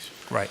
And the state has a database of all prescriptions, and we have access to de-identified data there. So we can give you numbers, but we don't have names from that. I'm sorry. Yeah, no, I appreciate that. I mean, I think that there are questions here that we should be talking about that include questions about disclosure, questions about, tracking and analysis, but in the way that the light of responsibility and onus, and to some extent, a lot of personal blame and shame sometimes has shown on our people and our communities. I need that to shine on all different parts of the spectrum with the same kind of rigor and accountability and measures of efficacy that it is shining on everybody else. So, I'd like to follow up with you a little bit more on how you're measuring the efficacy of this campaign in particular, in terms of its reducing. I'll have one more quick question, although I don't know if we have somebody here who can analyze this a little bit, but I don't know if this works for Commissioner Gladstein, but could you, I am extraordinarily pained by not so much folks who are struggling personally with addiction, but also their families, and especially children and youth who are watching, neighbors and family members and others go through the horrors of addiction. And what supports are we actually giving them in these neighborhoods, in the schools, in the after-school programs to help them address what's happening? This is a public health, public safety, but very much a situation where we can't have young people growing up believing that this is normalized behavior, that they don't have themselves residual trauma that they're dealing with, witnessing overdose deaths that are happening in the streets, communities that are being racked apart, encampments that they have to walk through, needles on the streets, users. All of this is, incredibly painful when you think about it from a young child's perspective. So I'd love to hear what efforts the city is doing to try and invest more in helping address some of the needs of our young people and after-school programs and in schools as well. I'll begin, although I think David may also be able to add to this. And we've announced some of these interventions, certainly with piloting a new program in the schools where we'll be putting eventually teams of 4 people in each school, but it's still very much at the pilot phase right now to provide support for the school environment. We've also increased out-of-school time resources across the city. DHS is one of the major funders of that. I will not say that there's a curriculum that's particularly focused on this issue, but certainly trauma-informed and certainly creating a safe space for young children after school is very important to do. And then, in general, DBH has been looking very hard at its services to children, at both DBH and CBH, and trying to really advance and enhance the resources that are available to young people in the city in a way that I think wasn't done in the decades before. It was primarily an adult-focused system. And so there are more services beyond what has been kind of a traditional crisis approach to providing what would be called urgent care centers. So there's a place to go, and which does not require the kind of emergency taking somebody out of their community, but the ability to work with the young child and their family in their community. I think David might want to add more to that. I'm not sure. And we certainly agree with the idea that we want to make sure that services are going to the entire family, and so to that end, there are a couple of things that are happening, and Councilwoman Gim, you're aware of these. So part of the just in terms of our health promotion, we certainly have tried to get out front and done more of the work with mental health first aid, and so there is actually a curriculum that actually is more youth focused. We've actually also provided prevention services to about 30,000 youth over within about 90 schools, and those are a charter and parochial as well, with the idea, again, trying to shore up and help with resilience. Some of that it's been broader than trauma-informed, but that's been a part of the some of the curriculums that we've been using. Some of it is around certainly bullying prevention, but we feel like kind of it's a combination of that array that actually is helping. And then what we also have available for, and this is for kind of children, families more broadly, is that there is an online screening that anyone can go on and take that then when they are having any kind of challenges, that they can answer the questions. It's obviously very much an anonymous screen that then will give them some insight as to whether it's a situation where, given the circumstances, it's kind of a typical response, or if it's kind of across that threshold and it is really starting to approach there being some kind of mental health concerns or conditions. And so I think there is that array, but I think that certainly we have, I think, a good partnership and are continuing to explore even with Superintendent Height around what kind of prevention strategies we can use more broadly. As you all know, the vast majority of our funding certainly is on treatment, but we are taking much more population health and trying to get upstream even more. So I am more interested in the city's department being much more strategic and directional about its investments for kids. So we know generally, like, the field of trauma is highly needed. I'm talking specifically related to this crisis. We know that there are children and families who are struggling in specific neighborhoods with schools right there in them dealing with those crises. I have gone into a number of the schools. I have talked to those teachers who will tell you directly about the trauma they're experiencing with the children that are happening. We know where those schools are. So I don't want to talk about like a generic kind of approach or let Superintendent Height and you work out a bunch of programs. I'm asking more specifically about investments directed to specific schools in the areas that are directly hit. So one great example, I will give this, is the partnership that we had with CBH to identify 22 schools that would receive a social worker in them, for example, that would be servicing more towards a whole school community who could help work with the school community as opposed to like being targeted around individualized students.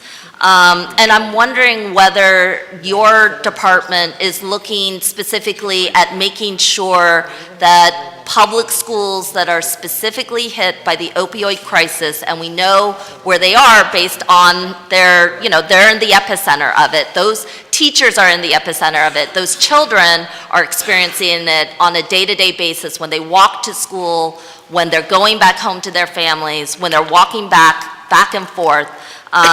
What specific investments are you making? I could list the schools if you want, because I want to know that these kids need help, and so do those teachers. They need it. I hear it all the time. Yep. So it's the intervention that Eva referenced and you just mentioned specifically. So the Support Team for Educational Partnership, that STEP program, we certainly, that's, as CBH is a part of it, we've been very much at the table around the planning for that. I think the other piece that I just mentioned in my testimony are the 8 newly funded, those providers. I can't specifically delineate whether they're going to be in schools. We can certainly look at that and get back to you about if in fact that's happening, but certainly the idea and that approach is to work with families to provide kind of individual group and family therapy for folks who are experiencing kind of any challenges as they pertain specifically around substance use disorder. So we are, I think, going to build on the idea of the whole approach is also to be able to look more broadly at within those 22 schools to look at school climate in addition to being able to provide some consultation support for individuals who may be experiencing kind of various types of psychiatric stress. So we are, again, committed to that. As I responded, I wanted to give kind of both kind of a bridge and then some more specific things, because I think that while we're dealing with this crisis right now, there's yet to be one that we haven't necessarily anticipated. And so to the extent that we can get in front of that and help folks to be more resilient, I think obviously families are better off. And so that's also in part why I talked about the kind of the broader strategies that we're using. Madam Chair, I don't think that we're going to be able to figure all of this out, but I definitely do want to follow up, and, you know, we've had a good relationship trying to figure it out with CBH. I'm much more specific about seeing a strategy directed towards children and youth in schools and outside of schools that are specifically related to this opioid crisis. That's what this hearing today is about. I think it's extremely important. Those young people, you want to talk about crisis, it's the young people who are growing up watching it right now, who are then going to become teenagers and young adults trying to figure out where the city was for them when they needed it the most when they were 5 and 6 years old. So, thank you. Thank you, Councilwoman. I just want to do a couple things. Number one, I want to recognize Councilman Al Toggenberger. Also, we have our City Controller, Rebecca Reinhardt, who has joined us. So if we could have her come and give her testimony, and then we'll go to Councilman Squilla, and then Councilman Jones, and then back to the panel. So if doesn't have to be everybody, just, you know, just so the Controller can have a mic.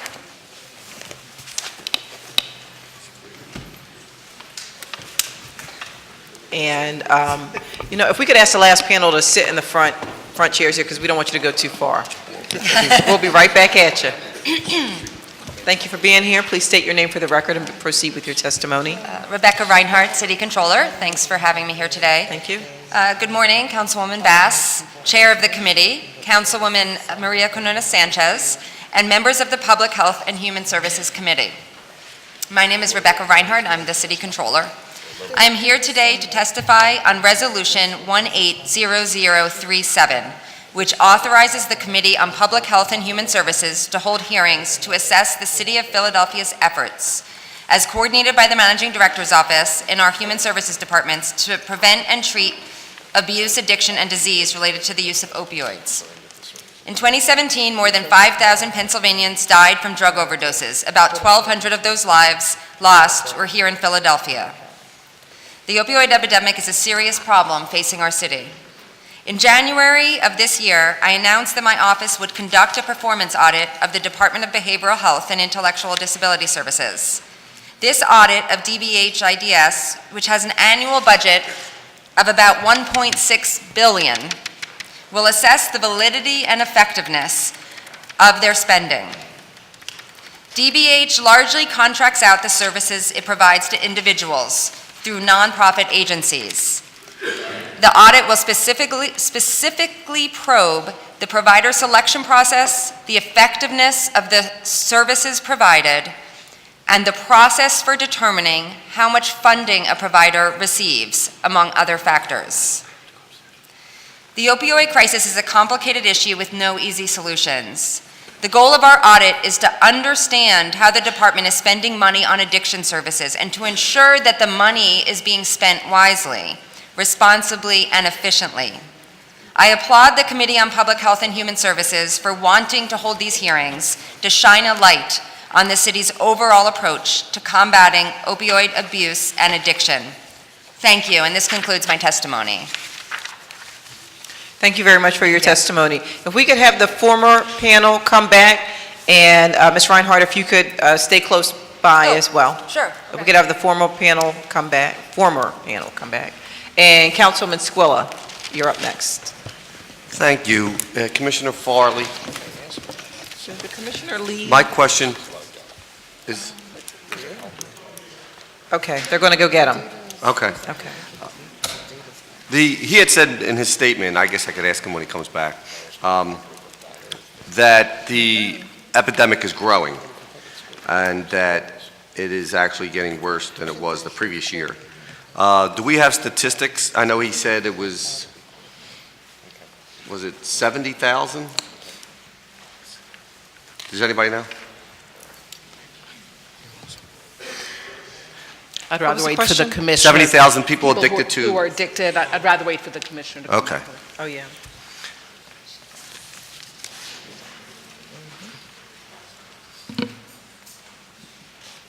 all right, I'll ask that, when he comes back, and we'll ask that question.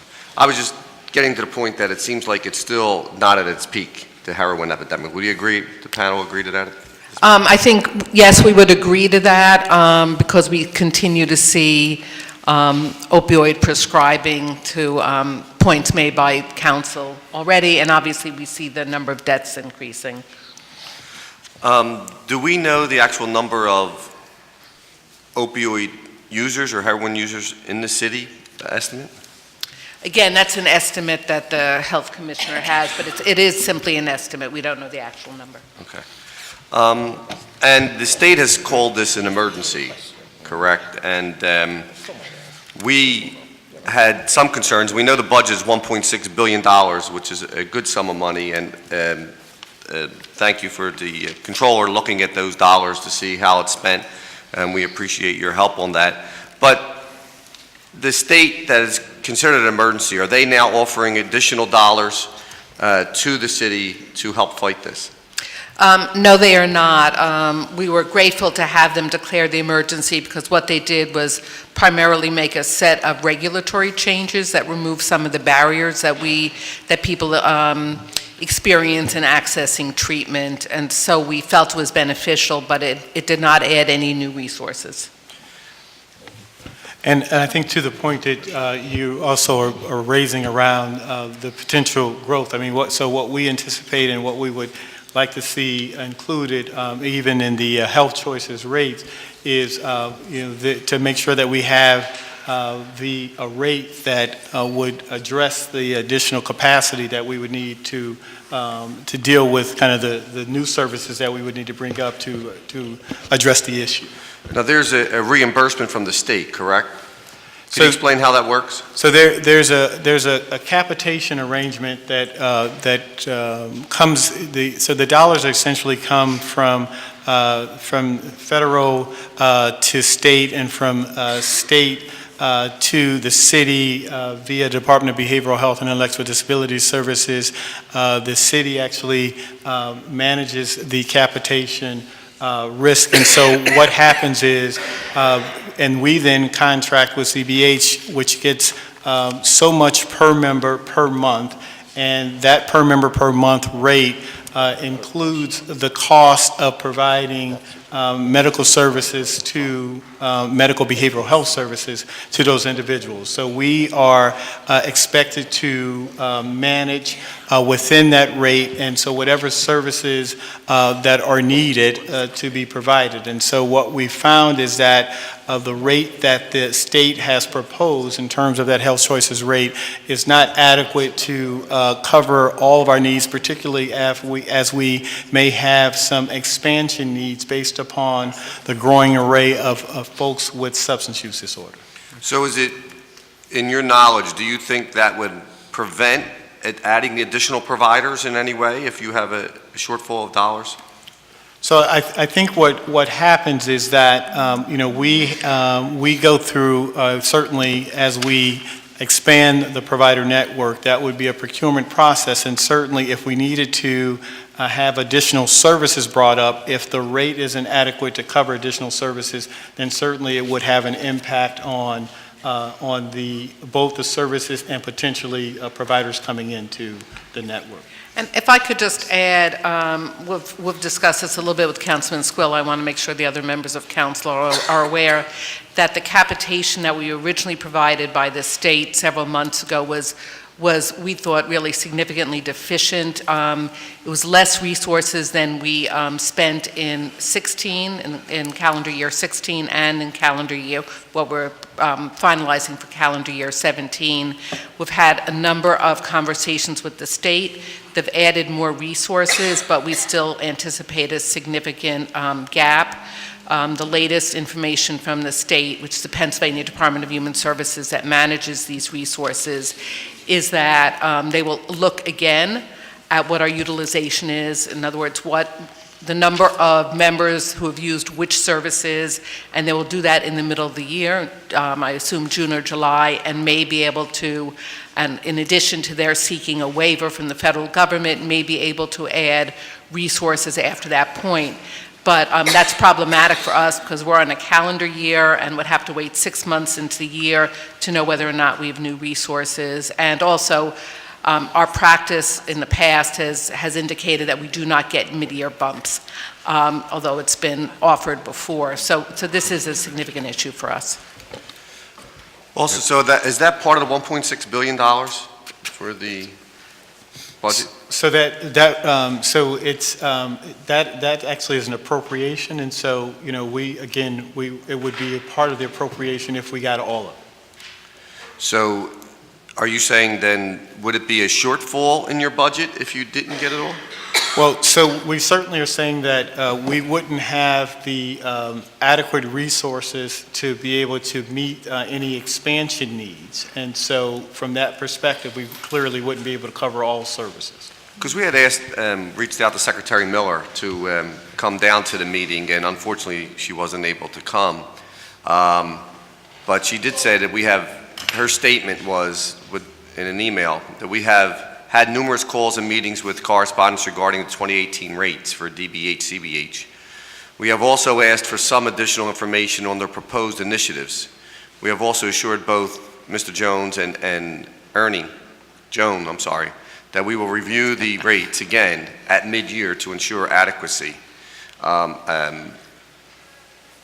Do they have to review what we're doing before they would decide to increase the rates? So we feel like the additional information that the state has requested that we've provided, my guess is that they are currently reviewing that additional information, and think as Eva has indicated, then we are hopeful that they would do a significant mid-year adjustment. Okay. I want to go back, and I know Dr. Farley, we had just asked about the epidemic, and it seems to be still on the rise. Is that something that the city sees happening here? The increase in heroin use and opioid addiction? We're certainly seeing an increase in overdose deaths, obviously. We don't have a way of counting how many people out there are using heroin or injecting heroin. We have survey data that can give us an estimate of how many there are, and so our impression is, based on the number of people overdosing, that probably that number is increasing, but we don't have a hard count to track that. Okay. Point of information, if I may, Councilman, a question to the doctor. So estimated, like 60, I think the estimated number of heroin users in the city of Philadelphia is 70,000, is that correct? Yes. Right. I said 50 to and 70,000, that's an yes. estimate, Right. without any real accurate, pinpointing numbers. In your estimation, beyond the heroin users in the city of Philadelphia, what is your estimate of people who are addicted and are being prescribed opioids, which seems to be, in my opinion, a much, much larger and greater number? The survey that we did last summer suggested that 168,000 people in the city, that's 168,000 adults, were currently taking prescription opioid pills. Now, not all those people were addicted, but probably a lot of them were. And so it's a lot. It's a huge number. That represents 1 in 7 adults in the city. So when you look at, future growth, you're looking, you can start with that, right? And then go from there. to see what kind of reimbursements we need, what kind of treatments, we would need, and how to estimate some sort of financial budget for, trying to deal with opioid addiction. Would that be correct? Well, we know I mean, I traditionally... include it because people would be surprised how many people get addicted to opioids by going to the dentist. Yes, the number is huge. And now, a number of those people will end up not going through a formal treatment program. That's one of the things we do know. Some people do just stop on their own. So it's hard to predict how many of those will ultimately need treatment, but certainly the need for treatment is very large. And so any limitations on funding for the city is going to be a real problem. All right, and last point of information, Councilman, I apologize for taking your time. The rate of reimbursement that the feds take, pass through from the state down to the municipality, which is City of Philadelphia, to your department. What are the difference in percentage of rates in the dealing on how you treat somebody with addiction, substance abuse addiction? So is there a higher rate in treating with MAT than there is dealing with other supportive services that are drug-free? So that what we actually are seeing is probably just in terms of people coming through, that we're about, I think it's about 86% in terms of have a co-occurring disorder. So we're seeing that, people, about 86% have both a substance use and mental health disorder.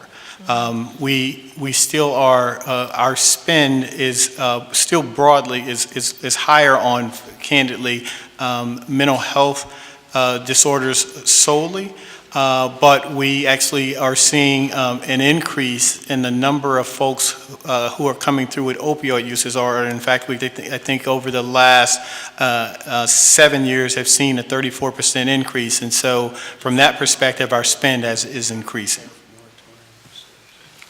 Thank you. So we had seen, just to piggyback on some of the other questions, that MAT is twice as effective as other options for the opioid addiction. What are the statistics?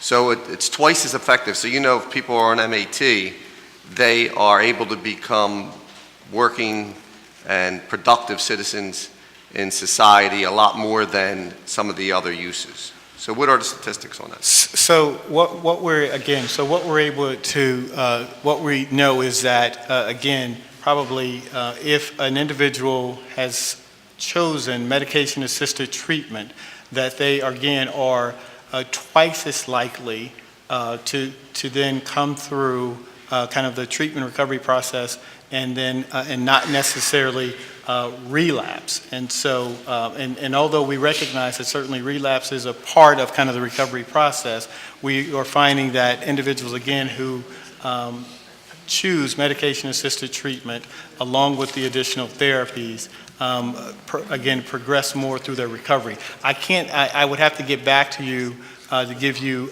more drilled down data, and I certainly can. Yeah, but I mean, you made the statement twice as effective, so Yes. it's 2 to 1, right? Correct. So for every person who uses MAT, they end up getting better or be able to be productive, or? So again, Maybe. what we're saying is that just in terms of the recovery process, that these individuals, so we're finding that they don't necessarily, they don't overdose. And certainly, obviously, if you're not overdosing, then we don't necessarily, we're not experiencing, seeing individuals who then choose MAT experience the death of someone who may have just selected detox alone. So what are the number, do we have the statistics on the number of MAT people that have not overdosed?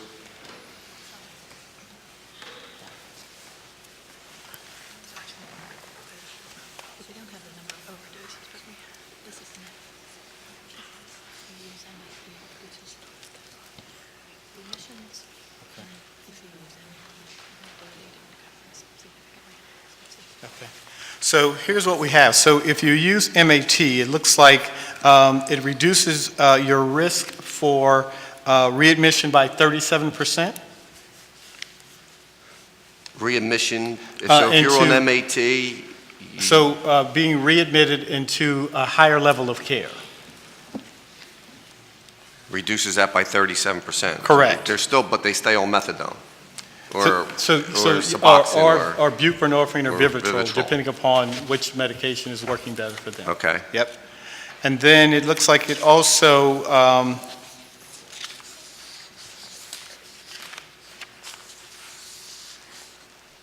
it looks like that, that members that average 21, they have a 42 to 47%, again, lower risk of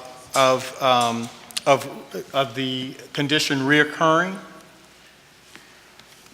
42 to 47% lower risk if they are participating on medication-assisted treatment. The condition reoccurring, so, I mean, none of this makes any sense. I'm actually going to have Roland come up and speak a little bit to this.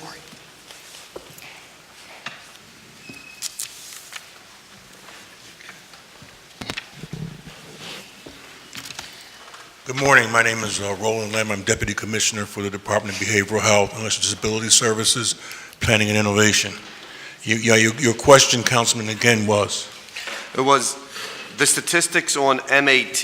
We're saying that MAT is twice as effective than any other means of support for the opioid addiction. So we were trying to read the statistics. What are statistics like? Is it, if you're saying 50% of the people who are in MAT either get off opioids and are able to have a functional life if they do MAT compared to other avenues The of overall success rate of MAT, What's success? What's the the definition success of rate success? is not a renewal of the use of illegal drugs. And Okay. so to begin there, that's the baseline if you want to talk about success. So if I'm not no longer using illicit drugs, and if I am now beginning to, recapture my life, and that's a part of the long-term recovery. And I think that we need to be clear about that's the business that we're in. We're in the business of not just treating someone, but long-term recovery. I would tell you that MAT has approximately about an 80% success rate. 80% of the people who use MAT never go back into heroin or opioid addiction. I'll put it this way, have a higher probability of long-term success in terms of recovery. So that means that it's possible that you may have an episode here or there of somebody who goes back to using an illegal drug, but it's not a sustainable episode. It's usually what happens is for many people, that relapse is a part of their long-term recovery. And I think another way of thinking about it too is that they maintain their sobriety. They If that maintain makes- their sobriety. They maintain their Or sobriety. they maintain the medical treatment, Well- the medicine. Right. So, You have some people who actually go into treatment, they relapse, and then you don't see them anymore until they are in a crisis. But you have other people who may go into treatment who are getting good responsible treatment, and they may have an episode where they do, pick up again. But the issue is they stay in treatment, they resolve the issue, and they eventually, are able to sustain their recovery process. and you put them back onto the MAT to get them and try to keep them sustainable. So, if we were going to do true statistics, how many people who are in MAT ever went back and be able to do an opioid or a... I'm not sure I understand your question. If I was on MAT, You're right. right, say there was 100 people or 1,000 people on MAT, which we know we have a lot more than that, what percentage of them actually either ever got off of methadone or ever went back and tried heroin or some type of other opioid? Well, getting off of methadone is a small number by comparison. Let's say, for the sake of argument, you have about 6,000 people in the city of Philadelphia, anywhere between 5,000 and 6,000 people who are on methadone. So the question would be is whether or not, those folks, what percentage of those folks ever come off of methadone? And I would tell you at this point in time that you're talking about a very low percentage, around 15 They to stay on 20%. methadone the rest of their life. In many cases, they do. Because, it seems like, I know last year we talked about MAT seemed to be the evidence-based treatment. Yeah, You went in and we decided to push more for providers of MAT, right. correct? And we still, I guess we still don't see a decrease in ODs or people becoming, I guess, productive in society on that. So we're keeping people, the reason why I'm saying that is we had a couple of mothers come to my office and individuals who wanted to try to get off of MAT, and it was then brought to them that they did not want to try to advise them to go to another source. Yep. So what I'm going to ask real quick is actually I have one of my medical directors to come up to be able to respond to some of the questions. Okay. Good Dr. morning, Niemark. Councilman Squilla. Good morning to the council. I'm Dr. Jeffrey Niemark. I'm the Chief Medical Officer at CBH. Thank you for this opportunity and for the question. I just wanted to respond in the following way. There are various outcomes around medication-assisted treatment. The two times one that's being talked about here is really about achieving abstinence over a set interval. If you were to compile all the outcomes on MAT, which have been really robustly shown across a wide range, and that's everything from fatal overdoses, lowering HIV and hepatitis rates, community safety, and a range of others, we'd be happy to provide you with that information. I think one of the dangers in terms of this discussion is getting into a rehashing of the debate around whether MAT is effective or not. That's been proven. We actually are moving now to... Can I say one thing real quick? Because this is the same argument as being used for the safe injection sites. If we had everybody freely go in and shoot heroin, right, they wouldn't die because they would be in there to be monitored and we would keep them alive. So it's a harm reduction strategy, correct? So, the same thing is if we just had everybody and just say, all right, everybody just go shoot heroin and nobody would ever die. That would be better than methadone. That would be better than Vivitrol. That would be better than everything. Well, I think if you're looking at a harm reduction model, you can look at other municipalities and countries who've adopted the practice you're talking about. I think we're talking about a medicalized model around methadone, around Suboxone, around Vivitrol that's highly effective and that works, and that at the end of the day saves lives. And that the more we argue around whether it works or not, the less likely we're going to get to a point where the outcomes we want, we achieve. I don't think we're arguing whether it works or not. We know it works, right? Yep. If we keep the people on heroin, it works to keep them alive, correct? But I think, just to add, I think that, again, the risk here is that, so we are raising the conversation around medication-assisted treatment, and we're talking about methadone, buprenorphine, Vivitrol as it pertains to opioid use disorder. If we were to change the conversation around the disease and say, so now we are then talking about cancer, and we want to prevent the spread of breast cancer, and so we have somebody that's on tamoxifen, right? And then you would say, so how long do you keep that person on tamoxifen? And if tamoxifen then continues to keep that person alive and is part of the treatment process, we would say, okay, that makes sense. And then you would then use the other treatment strategies you could to then help that person to thrive. I think that the principle, irrespective of the disease, is what we're trying to do. So here, we're saying medication-assisted treatment is effective in helping a person to, again, achieve a long-term recovery. Do we keep them on it forever? I think it depends upon kind of what's working, but again, at the end of the day, we want to make sure that they are able to then have, a sustained life that's of quality. Nobody's opposed to medical assisted treatment, I think, as a means, but there should be some other ways to maybe try to weed people eventually off that who want to get off it and who want to go out to a more maybe sober living or drug-free living. And it seems like we are pushing more the other way. And we don't, when you get some of the answers that we get is like, how do they get off of methadone? You say, why do they have to get off it?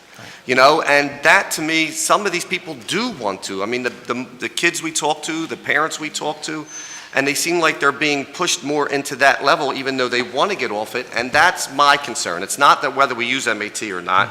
It just seems like we're going to an avenue where it's going to be constant medication and medication forever, and that's the part that scares me. And I think I agree with that. As a physician at the end of the day, I know if you cannot be on a medication, that's always better than being on one. However, if you need one for your well-being, for your functioning, and for everything else, that's an individualized decision that we would encourage our treatment providers to make with our members.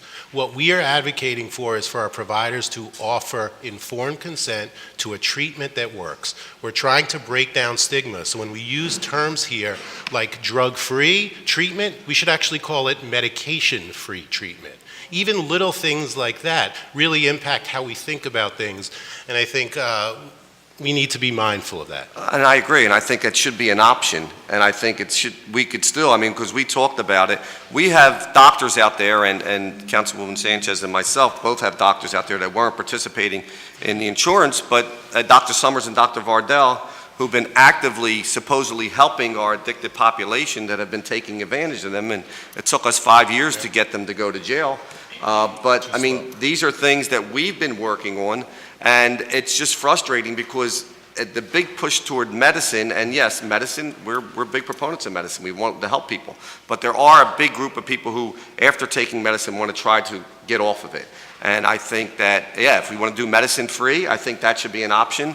And I think even medicine initially, and then wean its way off to be medicine-free, that should be an option, but just not. Right now, it just seems like we're just pushing MAT wholeheartedly when we should have other options out there for folks.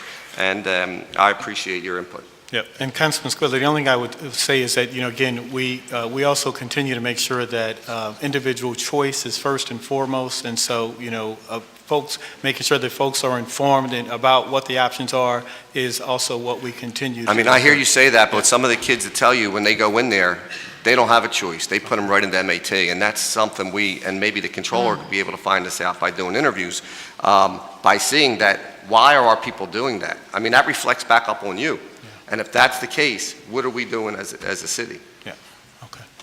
Thank you.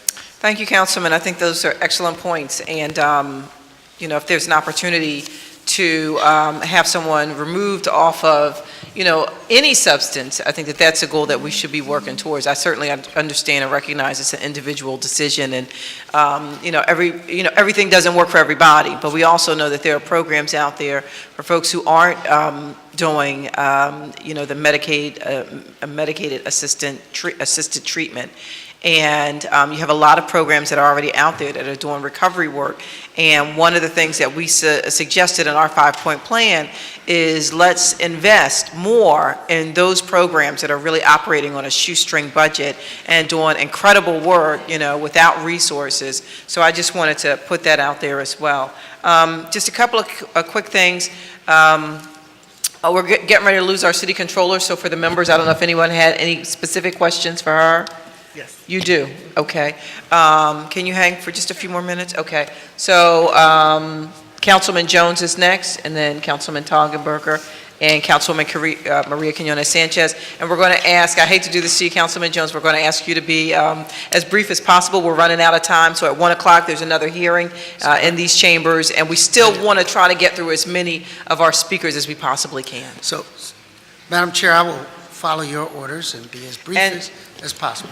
And one other thing I just want to announce, just so everyone knows that this is not the end of the conversation. Our next hearing on this matter will be on April 4th from 5:30 to 7:30 at the Cardinal Bevilacqua Center at 2646 Kensington Avenue. So we certainly hope folks will be able to attend that hearing as well. So this is not the end of the conversation. So, Councilman. Thank you, Madam Chair, and thank you for bringing this difficult, complicated discussion to chambers. No matter what you think you are when you get elected, you're not an expert on everything, so you have to rely on experts to kind of get up to speed on not only what is happening, but what should be done. So I thank you for bringing that, you and the committee.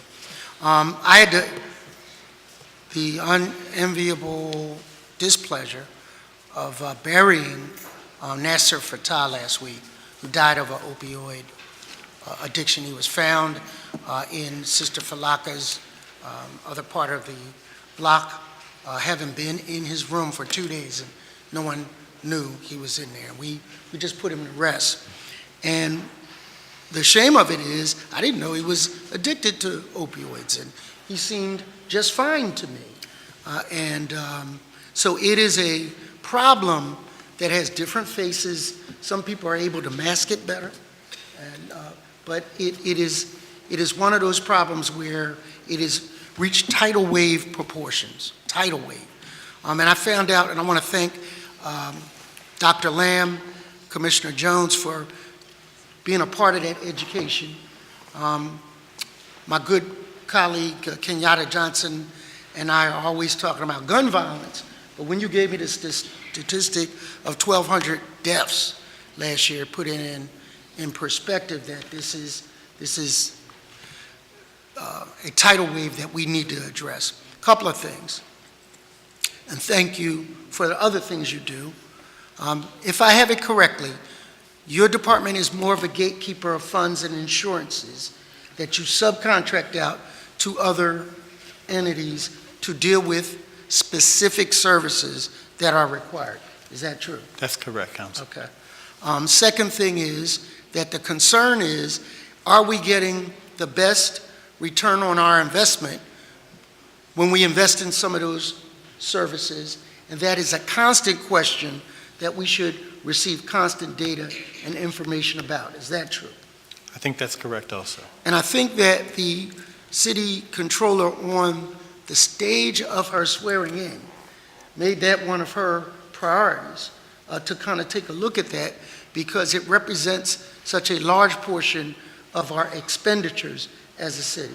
And I thank her for that, because the point is, and that shouldn't be met with fear, but it should be replaced with facts. And the reason I say that is because everybody in this chamber wants to do good. I believe that. But everybody in this chamber doesn't know how much good costs. And we have to figure that out with limited resources that we have, how to get a higher rate of return. More people, I heard, should we sedate people through their addiction, or should we push towards recovery? That is the elephant in the room for me.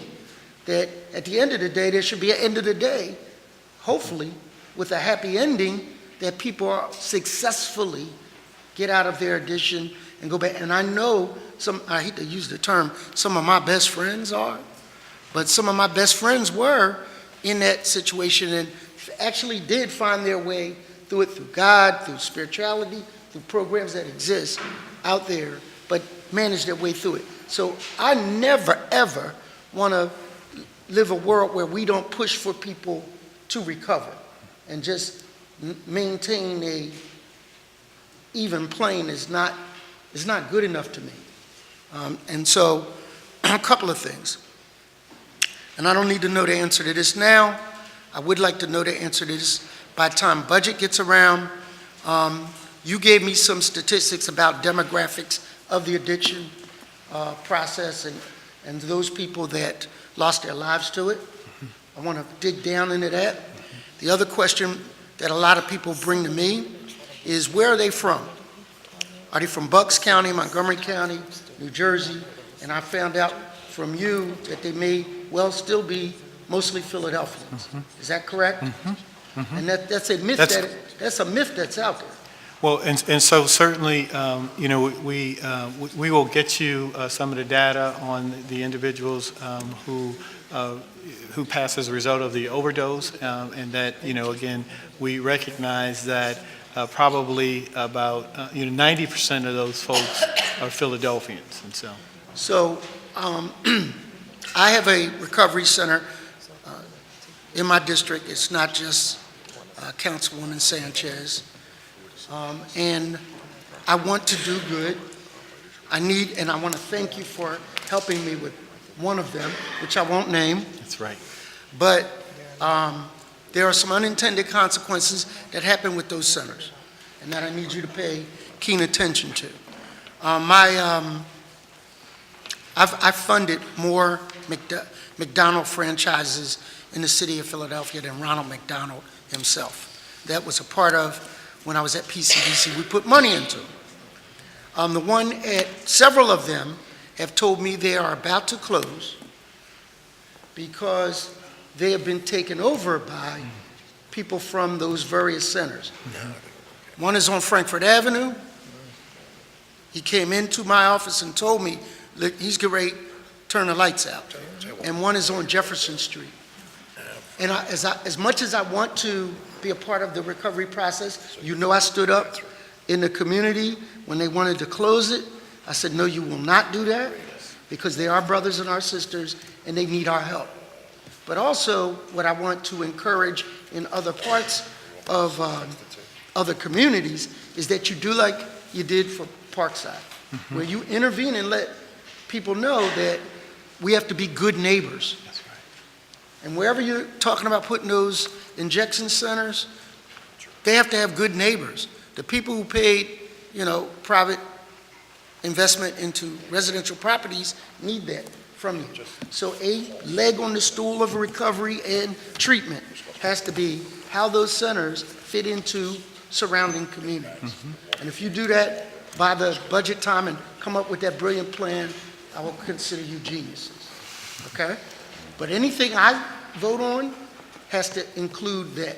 Other places I know do that kind of service, and they do it, quite frankly, for a lot less, and they're a part of that community, whether it's snow removal, whether it's cleanups, whether it's barbecues and donating the hamburgers and hot dogs. I know this to be true, but that has to be a key component in any recovery center, needle exchange in Philadelphia. And I'm going to stop with that because she said be brief. But I'll give you enough time to answer it during budget. Thank you, Madam Chair. Thank you, Councilman Jones. Thank you, Councilman. Councilman Toggenburger? Thank you, Madam Chair Lady, and I want to thank you and Councilwoman Quiñones-Sánchez and Councilman Squilla and Councilman Dom for bringing this issue to our attention so we can have an understanding, a better understanding than this. I'd like to just talk about a couple things on statistics.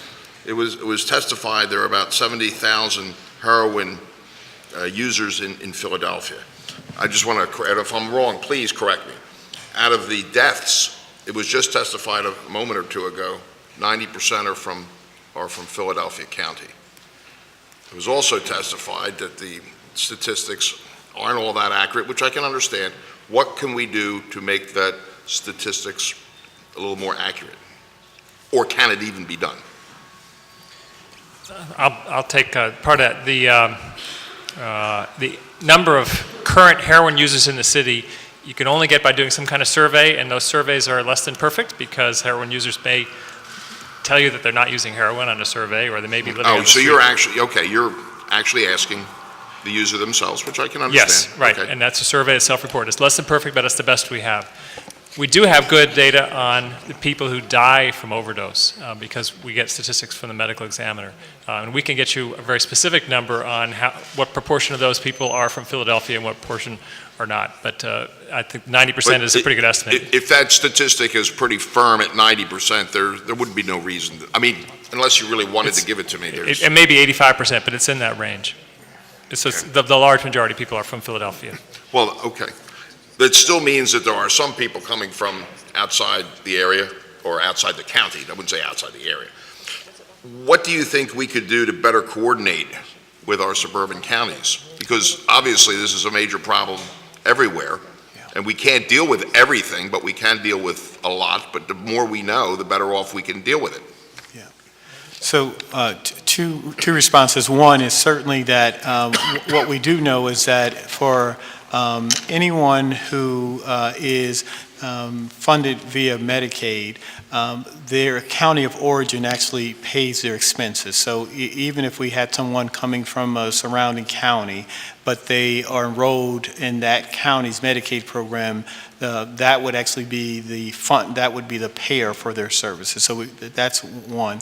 I think as it pertains to the other piece is that we actually also have within our department a single county authority, and they meet regularly or at least monthly with the other single county authorities in the surrounding counties. And this is part of an ongoing agenda item where they talk about, how we can help an individual who may have come, and again, this is obviously not necessarily from the other states, but who have come from one of the surrounding counties, get reconnected and get supported. And so that is a process that's in place that we, again, try to address that issue. Thank you very much. Madam Chair, thank you. Thank you. Councilwoman Quiñones-Sánchez? Thank you. If I can have the controller real quick, because I know she's pressed for time and I want to, before you came in and testified, we want to thank you for your willingness to share some of what you're doing internally. Some of the discussion that came up in the early part of our hearings was around DBH and CBH, around what regulatory and statutory confinements they had, around some of the issues that we brought up, and I don't know if they're going to be included in what you're looking at, was their bylaws, their board membership, contracting decisions. Is there anything in particular within that framework that we're interested in? And then around the issue of disclosure of minutes and public meetings, is there anything that you've seen so far that statutorily limits them from having to be public? You're talking about the nonprofits that we contract with? No, I'm talking about the governance, the board of CBH. Of CBH. At this point, I think, our audit is at the beginning stages. So, we haven't hit any, material roadblocks to date on getting the information that we need to start that process. So we would be interested in anything that limits their ability to be more public in their meetings, providing minutes in a public setting, all of those types of things. If there's any issues, maybe confidentiality issues that we should be aware of, and as we try to get a more open discussion about how decisions are made and governance decisions. I mean, definitely transparency is a big issue and something that's very important. So absolutely, happy to do that. And then the other question we talked about when you were in your previous role was the issue of really looking at the conformance of contracts and compliance as it relates to it. One of the areas is you and I were working on procurement reform. There was a concern about the lag time between the beginning of a fiscal year and when actually organizations had conformed contracts. Yes. And whether that ultimately ends up costing the city more money. So is that an area that you'll be looking at? The audit of behavioral health is focused on the provider's performance in terms of outcomes, positive outcomes, and making sure that the money is going to the right places. The issue of the providers not getting paid in a timely manner is a serious issue. I don't know where the county administration is on that now, but a year or so ago, it was definitely a big issue, and one that involves more than just the Department of Behavioral Health, but across law department and other departments as well. But that is something that I could refresh. It's something that the city needs to get better at. I mean, providers waiting, 120 days after services provided to get paid, those types of instances are just not okay. So that is something that I would be happy to dust off and look into. Okay. Well, thank you. We're definitely interested, again, is there, not only it's bad practice, right? But are we losing money because we're contracting people on a letter of commitment? And then as we reconcile budgets, are we paying more for stuff than we should be had we been clear and transparent about provider services from day one? And to me are we losing money in that transaction when we don't conform a contract till January for someone who's providing services in July? Okay, we'll look into it, definitely. Thank you. Thank you. And I want to kind of regroup, and I'm going to have Liz and David answer a little bit of this because I think it's important and one of the reasons why we did this hearing, and then I'll let Madam Chairwoman go through how we're going to run through the rest of the hearing. I want to talk specifically, and we're going to hear a little bit from some of the stakeholders, the model that has been working that Liz referred to earlier. And so I want to get to that because ultimately the issue of the encampments is about people's homelessness. So let's talk about beds. What are the beds that we currently have in the system? How are they being utilized? And particularly for David, some clarity, because I think there's misinterpretation when you say 25% of our services are available at any given time. There's an assumption that there are 25% of our beds available. Let's talk about who are the beds in the system, who pays for them, And if in fact we know that Pathways to Housing is working, if in fact even the proposal that has been presented, and I think it's $2.2 million in this budget year, and even mentioned $20 million over the next 5 years, is that enough? I mean, are we really just setting ourselves, we talked about performance-based budgeting. If we know there's a need, how much are these beds costing us, and what is it going to take so that we can get the 200 people who have a homeless issue in addition to an addiction issue in these encampments into some of these beds? We have in the homeless system about 3,500 emergency housing beds. The system runs at about from somewhere between 90 and 120% of occupancy at any given time. And what that means is that when all of the beds are filled, then there's a certain number of people who on any given night may be sitting up in chairs. We have... How frequently does that happen? I think people really need to understand that, that this is a practice that we're okay with, because we have people sitting up. It's horrible. It's really a function of resources. We spend on average our system $40 per day per person who's in a shelter. We added 54 or 56 beds this year. Excuse me, how many? I think it's 50, it's either 54 or 56. And I think this is an important number, because we say we are in a crisis, but we added 54 beds. These are the resources that we have. What we did, and we would readily agree that it's not enough. What we've also been trying to do is not end up with a massive shelter system, because a shelter it can become a dead end for people. What the solution to homelessness is a house or an apartment or a place where people can live. With the opioid crisis, some people who come through recovery actually don't need a subsidy. They may need a helping hand to get back on their feet again, but they may, once they're fully in recovery, they may be able to work, and they don't need our system except on a short-term basis. And then there are other people who, if, as David said, have a serious mental illness and an addiction, they may always need some support. So the Pathways units cost the system, housing, permanent supportive housing costs about $15,000 a unit. That's a rent subsidy. And then Medicaid pays another chunk of change, and it varies depending on the suite of services So that that's go with that $15,000 person. because we're paying a full rent to someone, or? That's the rent, that's whatever it costs to administer, sign up a lease, inspect the unit, if there's repairs that are needed. It varies. Some of those subsidies may be lower, but the regulations that guide that are based on the HUD regulations, where we pay a landlord a fair market rent, and that's regionally determined. We don't expect that a private market housing provider actually takes a loss because they house one of their people.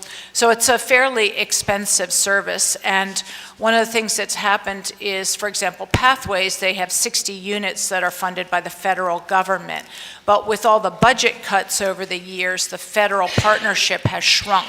So last year, this current year, we've added about 100 units by adding through the budget and by reallocating resources. So we went from 60 to 100 of the, 60 to 75, but then we added permanent, the generic area is called permanent supportive housing, and it's a rent subsidy for people who don't have enough money to pay a market rent, together with a suite of social services that follow them, and that's largely funded by Medicaid, assuming they're Medicaid eligible and the services are medically necessary.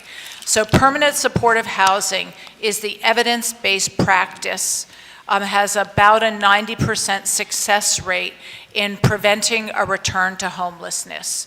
Within our system as a whole, over the past 2 years, 93% of the people who've entered our system, wherever they've entered it, if they've exited to permanent housing, 93% of them don't return to homelessness. So that's what we want to do. But given the cost, we're trying other things as well. We've tripled our dollars for prevention this year. So we're trying to help more people if they're coming from a house already, to help them stay where they are rather than coming in. Or rapid rehousing, which is a short-term subsidy just for as much as a year, sometimes just to help people get back on their feet and get employment and stabilized housing. And how much do those beds cost us? That costs $10,500 per unit on average. And then this year, we've been piloting what we call shallow rent. And this has been a partnership with DBH IDS and us, where we're working with 30 landlords, and we pay them $600 a month, and the individual pays $200. So many of the people who are on the street actually have an income. They're getting money from SSI or SSDI. They're permanently disabled, and that gives them about $700 or $800 a month plus food stamps. So the most they can afford in rent is $200, and that's one reason that they're either in a shelter or on the street, because they can't pay the rent. So we've been doing this, we've been piloting this shallow rent, which is about half the price of a regular rent subsidy. So with this, we have landlords who would like to do more, so our hope is all to expand that. How many people do we have in that system? 30. So this is brand new. We're 30, just- you said 30 landlords. Are you saying 30 individuals. 30 yeah. individuals? Right, and they're individuals who have come out of DBH programs or shelters who they have a source of income, but they can't afford a market rent. So we're piloting that to see if there are other ways that we can expand that would be less costly. So the goal is that everybody's a little bit different, and our system is trying to provide the lightest touch possible. We don't want to overserve people, but we try not to underserve them within the resources. And I'll just say one more thing, since you asked about the demand. We did hire a national consultant through a competitive process to assess the number of units that are needed. And the system assessment reveals that we would need about 2,000 permanent supportive housing units in order to really address the need in the city. So that doesn't mean that every person living in poverty needs that. This would be for folks in addiction, or this is just across the spectrum? Addiction, serious mental illness, or physical, some sort of disability that will, for their lifetime, likely prevent them from paying a market rent. So there was a report that was issued. Can you share that? No, we're still in the process. Okay. It'll be issued in late spring, early summer, with a set of strategies. So the low barrier housing is not your pilot one? So The pathways, low barrier is kind of a way of doing business, Okay. if you will. So low barrier means we try to make it as easy as possible for people to come in. So in the old days, you had to prove that you were deserving of assistance. That was the way we worked, right? So that was, 30 years ago. We didn't know better. What can you say? We made mistakes. But nowadays, the idea is you just come in. You don't have to show ID. Like I said, you have to leave your works outside, and you have to leave weapons, and you have to behave well, right? And how many of these slots do we have? So we're moving to make all of our programs low barrier. So low barrier might be a safe haven, and I think we have a couple hundred beds, and they're largely funded through DBH and HUD. How many? One. So we're funding 128, at what cost?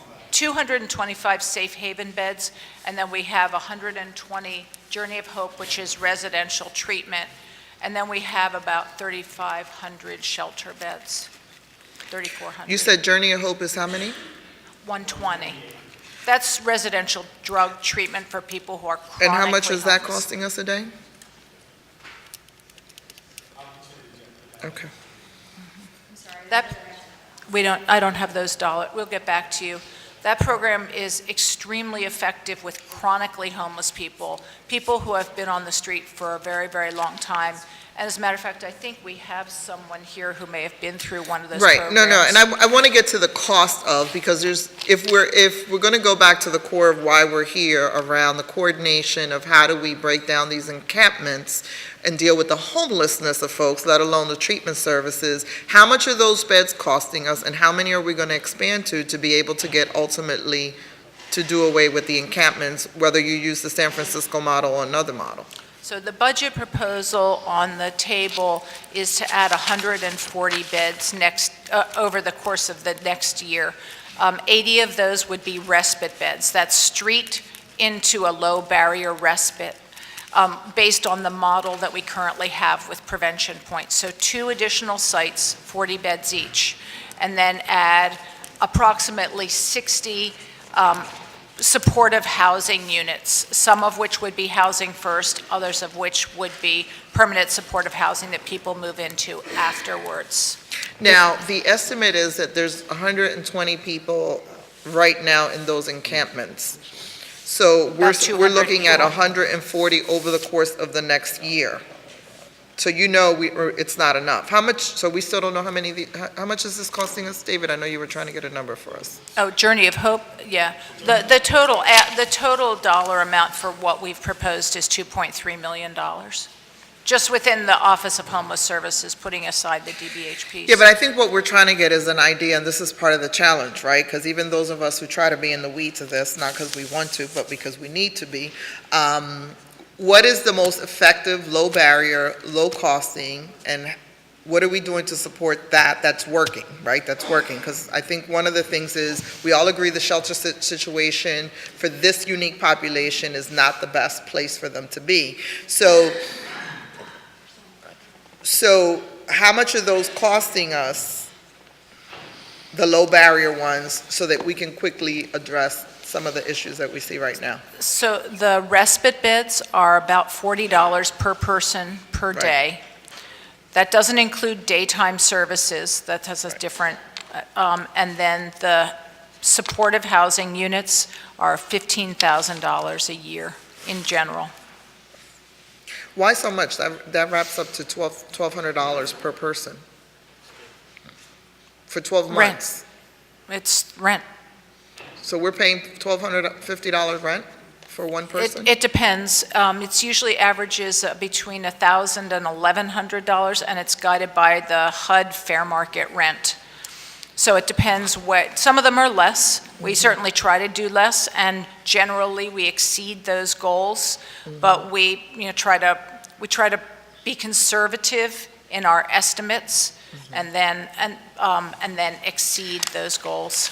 Can you provide for the chair where these beds are currently located as it relates to the system citywide? Because one of the things we've also heard at community meetings that has been a little bit concerning is the beds are not where people are, and people, or that whole discussion. So do you feel the beds are equally distributed around where the need is? We think, I did that analysis based on your suggestion, and within Kensington, the emergency housing beds, Kensington is underserved. So the only respite that exists there right now is the prevention point respite. Our goal is to open that second respite as soon as we can, and then the third in the general area, which would then give us 120 emergency beds. The longer-term beds are based on where the apartments are available. It's really up to the individual where they can find a place, where we find a landlord, where it meets housing quality standards. Unless the only exception would be if it's an affordable housing development, Francis House of Peace, or one of Project Home or Bethesda's or Catholic Social Services developments. So David, how is this different, less expensive, more expensive than the recovery houses that you currently fund?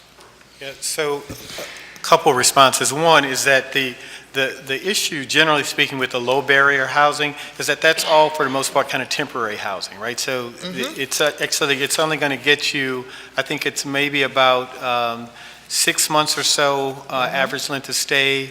JOH, a little bit longer, Safe Haven. The per diem for Safe Haven is about $85. The per diem for Journey of Hope is about $300. And so Per day? Correct. Why is right. the difference? Because you're getting treatment also. Okay. It's a treatment program is the difference. And the. Now, are they eligible for fee-for-services through your traditional services, or how are we marrying these? Think about Journey of Hope being paid via Medicaid. Okay. Yeah, so that's how that's, And the Medicaid reimburses for the housing, for the services. for the services? Right. So this is a debate, we've been having for a long time. Isn't housing stability part of a treatment plan? And why is it that we separate it from the service provided? So if you think about it in terms of, to the extent that, having someone housed and stabilized is part of the treatment, right? But so again, this is the argument that we make around physical health, so that if you went in and you had diabetes or you had asthma, right, you may get a longer hospital stay to treat that, but you wouldn't necessarily then get permanent supported housing as a component of that ongoing. That's why I was saying that the issue here is that so once treatment is completed, the ongoing housing issue in terms of a social determinant of health continues to be in play, right? So that's why I think part of what we have to try to do is figure out then, again, in terms of those housing vouchers and when they're available, that becomes something that folks then are able to be connected on an ongoing basis. You're saying the Journey is $300 because it includes treatment, $85 for safe haven. Correct. $40 for respite, right? That's what this is, yes. Treatment would be, if people are in treatment, that's separate, that would be a separate service that they would be referred to. So we're talking low barriers. We all acknowledge we're in this crisis mode. When are we doing this waiver for this identification? How are we figuring out how to do that? Can I just add one piece before we address that question, which is we've also had a significant change in terms of the number of units and vouchers that are available from the Housing Authority in the last several years. That's due to several factors, and we've been working closely with PHA, but I think it would be remiss not to add that into this conversation. There had been a fairly long-term agreement in which up to 500 units and vouchers would be available each year, and they just have not been due to reduction in resources there. So that was our pathway for permanent supportive housing for quite a number of years, and now we're developing new ways to provide permanent supportive housing without those resources. And it's been a significant challenge, and it's one that we're adjusting by evolving some of these services. So I think that's important to say here. So again, how much do we pay for a shelter bed? $40. $40 per On day. average, it's a range, but it's on If you average. multiply $40 per day by 30 days, it's still $1,200. That's why we don't want to expand the shelter system. People say, we need way more shelter beds, but what we're trying to do is balance it out to put the money into housing. The difference is that a shelter bed may turn over 3 or 4 times in a year, whereas once somebody's permanently housed then, or even temporarily housed, that subsidy has to go for the whole year. So it's not a one-for-one replacement. So that's the balancing act that we're trying to find. Okay. But I agree with you, and I think one of the frustrations that we're facing is I think we all agree that housing, having a place to live is a social determinant of your ability to be healthy, to work, to do well in school, to sustain a recovery.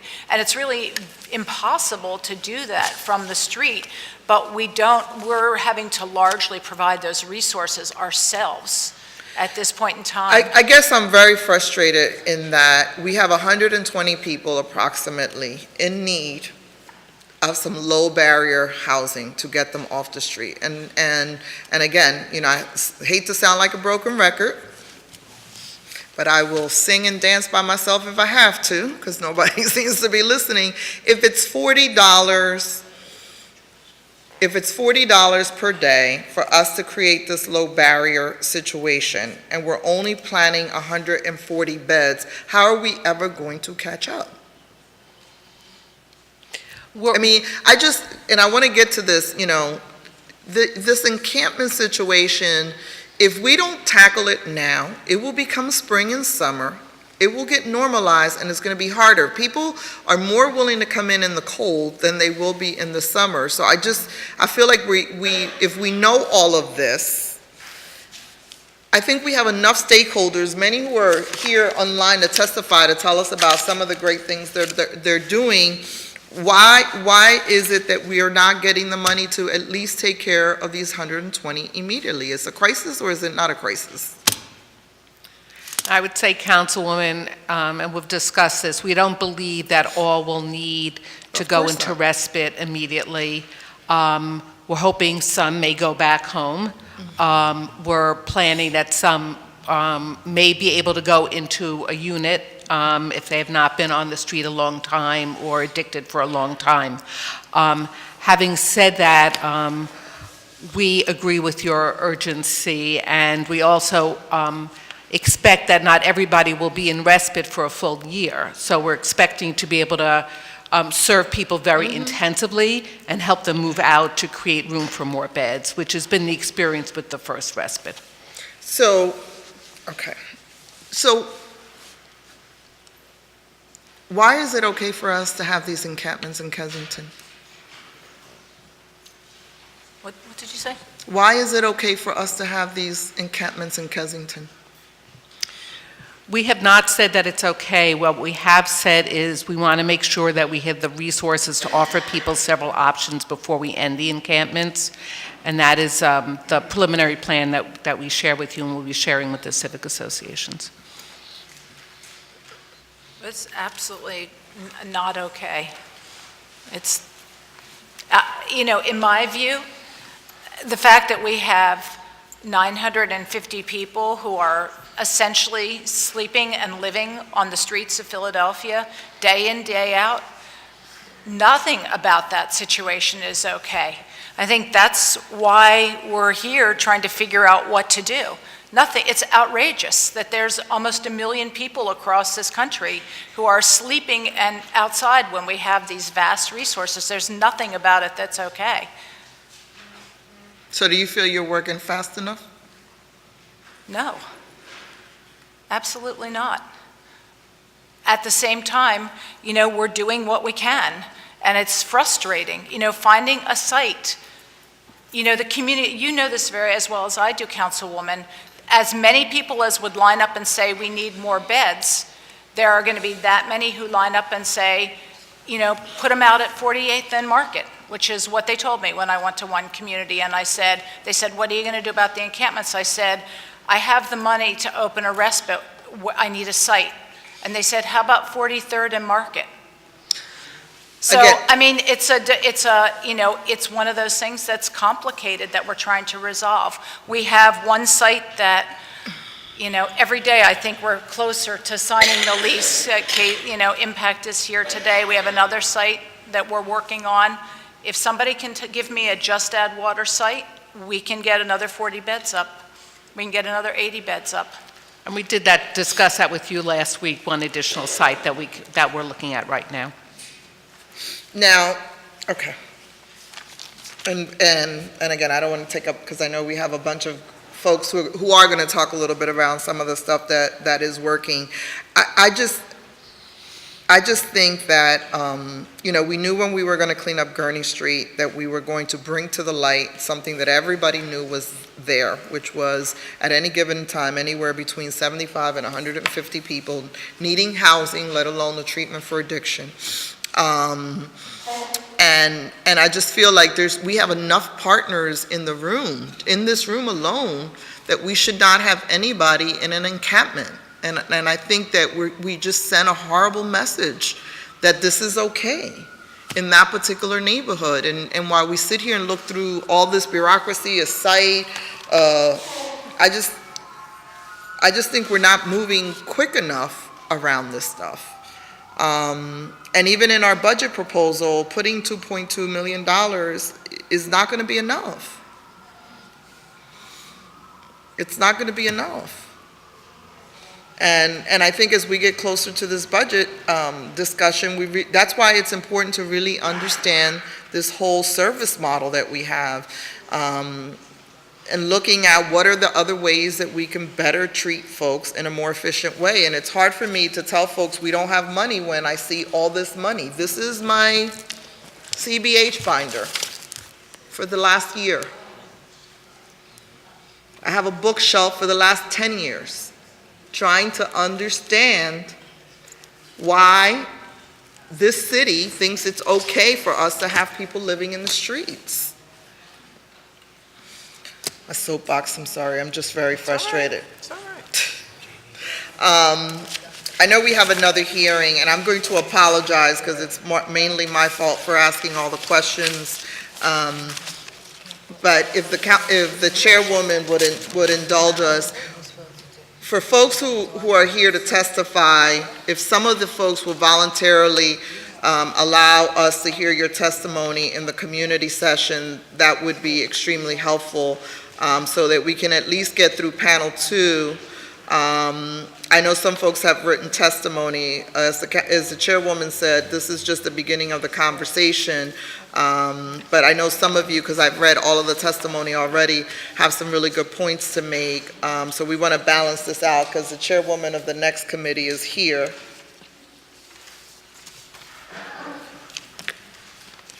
You all don't really have that much information.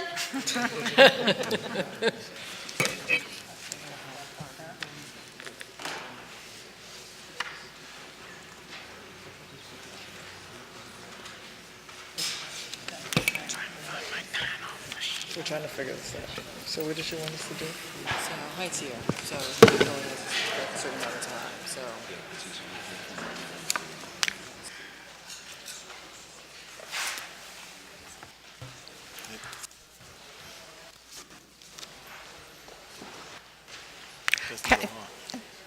Council, if you will, we had asked several people to not be here today and to testify April 4th, so there are several names on the list of people who will not be here today and do not expect to testify, and I can either give you those names or let you know as you call them out.